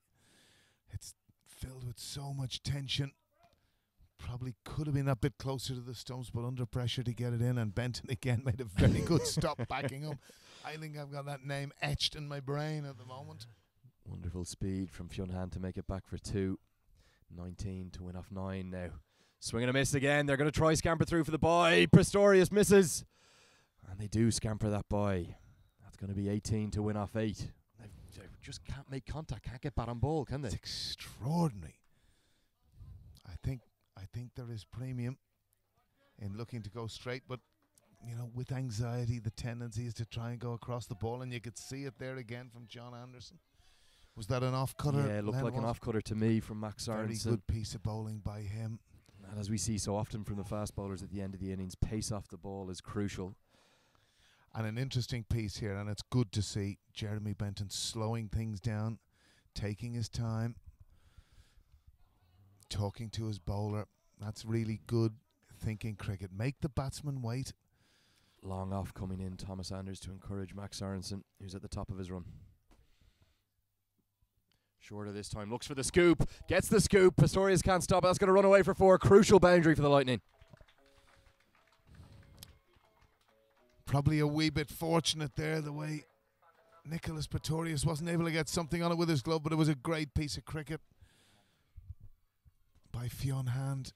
I thought since it was a scoop shot, it must have been Anderson on thought strike, it as was. we've seen him play it so many times. That's a lack of concentration from the Lou Dog. I think we're both getting a bit excited with just excited. the thrilling finish that we're being given here to the Hanley Energy Interprovincial T20 Festival at Pembroke. 14 to win off 7. 2 a ball. Hand on strike. Cut away just off the toe of the bat. And to that man, Jeremy Benton again. Just 1 run. Good over that from Max Sorensen. Fantastic over, showing all his experience. So the equation is a simple one. 13 off 6, Len. It is a simple one, but just to remind all our viewers, What about 12? all our viewers, 12 does indeed mean a super over. If we have a tie, we're going to go back out and do it all over again with 1 over for each team. Let's have a quick look at the scorecard here, Lou. Oliver, that's for the Munster Red scorecard. We'll have a quick look again at the Leinster Lightning scorecard. And of course, the crucial hand is going to be either coming from John Anderson or Fionn Hand. Well, since Fionn Hand's got to the crease, He's got 11 off 8. Done okay. John Anderson 17 off 11. Andy Balbirnie the top scorer in the innings, but that's not going to be what's going to be remembered unless Leinster Lightning get over the line here. Jared Barnes, ball in hand, last over of the innings. Full toss, hit down towards long on. John Anderson has to turn and go for 2. Dear. That's Robert Forrest at long on. He made the stop, but no chance of a run out. They'll be disappointed with that Munster to be able to get back for 2 there. And again, the game very much in the balance. 11 off 5 now, Alan. 11 off 5. It's still very much in the balance. It's 1 blow, and then it's 1 wicket the other way. Full into the slot. Fionn Han makes connection straight down to Robert Forrest at long on. Doesn't look like there's 2 there. Very interesting to see Robert Forrest fielding at long on in such a crucial over. Well, it is extraordinary, because it's the other thing. It's quite a common thing. You would have watched Ireland play a lot. William Porterfield making his way down there. Stuart Thompson. You know, these key gun fielders. Bobo wouldn't be the quickest on 2 legs. No, he's obviously renowned for his keeping as well. Indeed. Benton in. 10 to win off 4. Anderson on strike. Hit straight towards. Oh, just short. They're going to scamper through for 2. A half stop from the Munster Reds skipper, Jeremy Benton. He'll actually feel disappointed about that, because he wasn't quite sure. Could have been a catch, but it was never going to get to him, and he just couldn't get the ball in front of him, went behind. So what a finish we have here at Sydney Parade. 8 to win off 3 balls. The highest concurrent peak numbers watching the live stream right now, and we can understand why. This game could have any one of 3 results still. The tie, the win for Leinster, the win for Munster, and the tie is going to go to a super over. It's 8 to win off 3 as Jared Barnes comes in. To the slot, hit out towards cover to that man Benton again. Single, great result for Munster. Fantastic bowling, Jared Barnes, getting it right up in the block hole. I think he's learning a lot. Just this particular thing for him, he doesn't have the pace. He has to protect himself and get it full, which he did there. Time to stand up and be a hero. 7 off 2, Len. Fionn Hand or Jared Barnes, who's it going to be? 7 off 2. We have a cracking game of cricket. In comes Barnes. Short, wide, Clark. Not given as a wide, it's a dot ball. Barnes pumps his fists. If it's a legal delivery, Leinster can only tie. And it certainly was a legal delivery. So Leinster need 6. Leinster needs 6 for the super over, Len. Give it to me. If this is a legal delivery, Leinster Lightning can only get a tie. 6 to tie. Barnes in. Full. Could be a no ball. Is called a no ball. Unbelievable. It was 2 full, completely unintentional from Barnes. He apologises, and it's going to be a free hit. That is 2 runs. 5 to win, 4 to tie. Unbelievable scenes at Sydney Parade, Alan. But it doesn't really make the relevance of the free hit anything. In the sense, if he gets him out, he gets him out. Well, they could run 4. They could run 4, but they're not likely. Correct. They're going to keep running, I assure you. So it's going to be 4 for the tie, 4 to 6 for the win. 4 to tie, 5 to win. Obviously, yes, boundary 6 much more likely. Barnes to John Anderson. Final ball. And he pulls out of the run-up. We've had everything here this week at Sydney Parade, haven't we? Over 2,000 runs, mind games, pressure. And what a game of cricket we have. And a big healthy smile from Jared Barnes. We've had everything. And it's only right that it comes down to this, Andrew. Only right. Fantastic weekend. Wonderful game of cricket. In comes Barnes. Final ball of the innings. Into the slot. Anderson heaves it into the leg side. They've run 1. Out to the fielder, safely collected. They've come through for 2. Underarmed in. Comes to Jared Barnes. Munster Reds have beat the Leinster Lightning in the final game of the IPT 20. What a fantastic win for Munster, and you can see what it means to them. Everyone hugging and embracing. A brilliant win for them. They're all in. A fantastic and probably well deserved in the end. They bowled, they fielded, they cajoled one another, and for them to get 2 wins out of 3 in this particular competition and festival is a real fillip for the Reds, and you can see it's fantastic for them. Wonderful scenes here at Sydney Parade. If you look back on the replay, a massive jump into the air from Yakub Ali, hugging, celebrations, Jared Barnes, extreme relief, elation, and look at what this means to the Munster players. Well, it was a great final 3 overs actually, 2 from Jared Barnes, 1 from Max Sorensen to protect that particular total, what they had left, and it had everything: no balls, free hits, wides, non-wides, dot balls. We actually had a passage of 5 dot balls in that consecutive dot balls in that last passage of 3 overs to go. 2.5 overs to go, which in actual fact probably was the turning point of the match. Absolutely brilliant, and the players can give themselves a pat on the back, because they've treated us to some fantastic cricket here. Unbelievable entertainment, and I tell you, it's really the icing on the cake of a spectacular weekend at Pembroke Cricket Club. Here, Andrew. Fantastic weekend. We'll just take a look. Brilliant game of cricket. We'll just take a look at the scorecard. And as you can see, they've just come up short by 2 runs. The final result: Munster Reds win by 2 runs. John Anderson's 22 off 14, and Fionn Hand's valiant effort with 15 off 12 just wasn't quite enough, but they were left with a lot to do.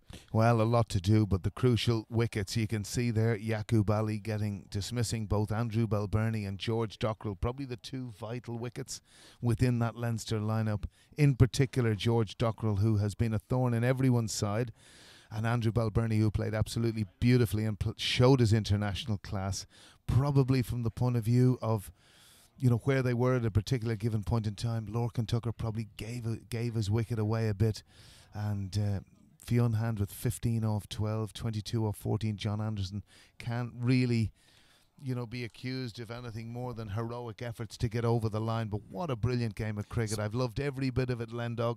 I've loved every bit of being here and immersed in this, which can only be good for Irish cricket. Spectacular game. We'll just take a quick look at the bowling figures as well. Jeremy Benton, none for 29. Important spell of bowling.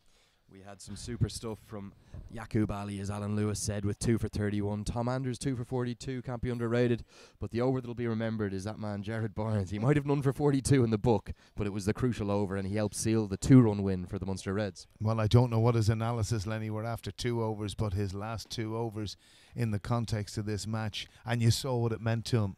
And again, he's a passionate man about his cricket, and he's learning all the time. And I think the one thing that perhaps he's learned today has been the ability to get the ball full, and that's what he did, and he was instrumental in his side's victory. Alan, you're just going to stay with me for 1 second, because one thing that we didn't get a huge chance to talk about with all the excitement of that tight finish is the Cairn Holmes Player of the Festival. The first time that this prestigious award has been handed out. And that Cairn Holmes Player of the Festival has been decided not by judges like you or I, but by mathematics. And the MVP rankings from our friends at Cricket Clubs who've supplied all the graphics this weekend. I'm going to come in reverse order to announce the winner. Shane Getgate ends up in 5th with 356 points. Super batting and bowling from him throughout, and leadership of the Northern Knights. 4th place, John Anderson, superb with the bat yesterday in particular, 358 points. 3rd place, Aaron Gillespie with 368 points. In 2nd place, the Leinster Lightning skipper, George Dockrell, with 386. And I'm going to pass to D.A. Lewis to announce the winner of the Cairn Holmes Player of the Festival. Alan, who is it? It's the Player of the Festival is Andrew Balbirnie from the Leinster Lightning with 544 points on a huge gap.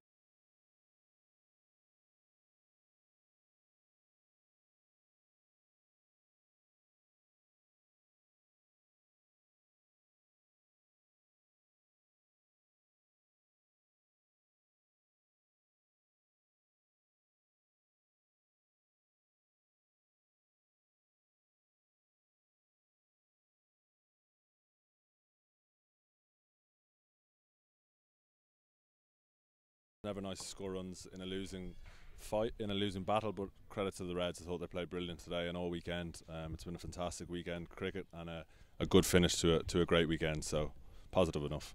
You're playing on your home ground here in Pembroke Cricket Club, but we've been great to have the Cairn Holmes Player of the Festival award, so I'd like to make the presentation to you now. Thank you very much. Cheers. Thank you very much.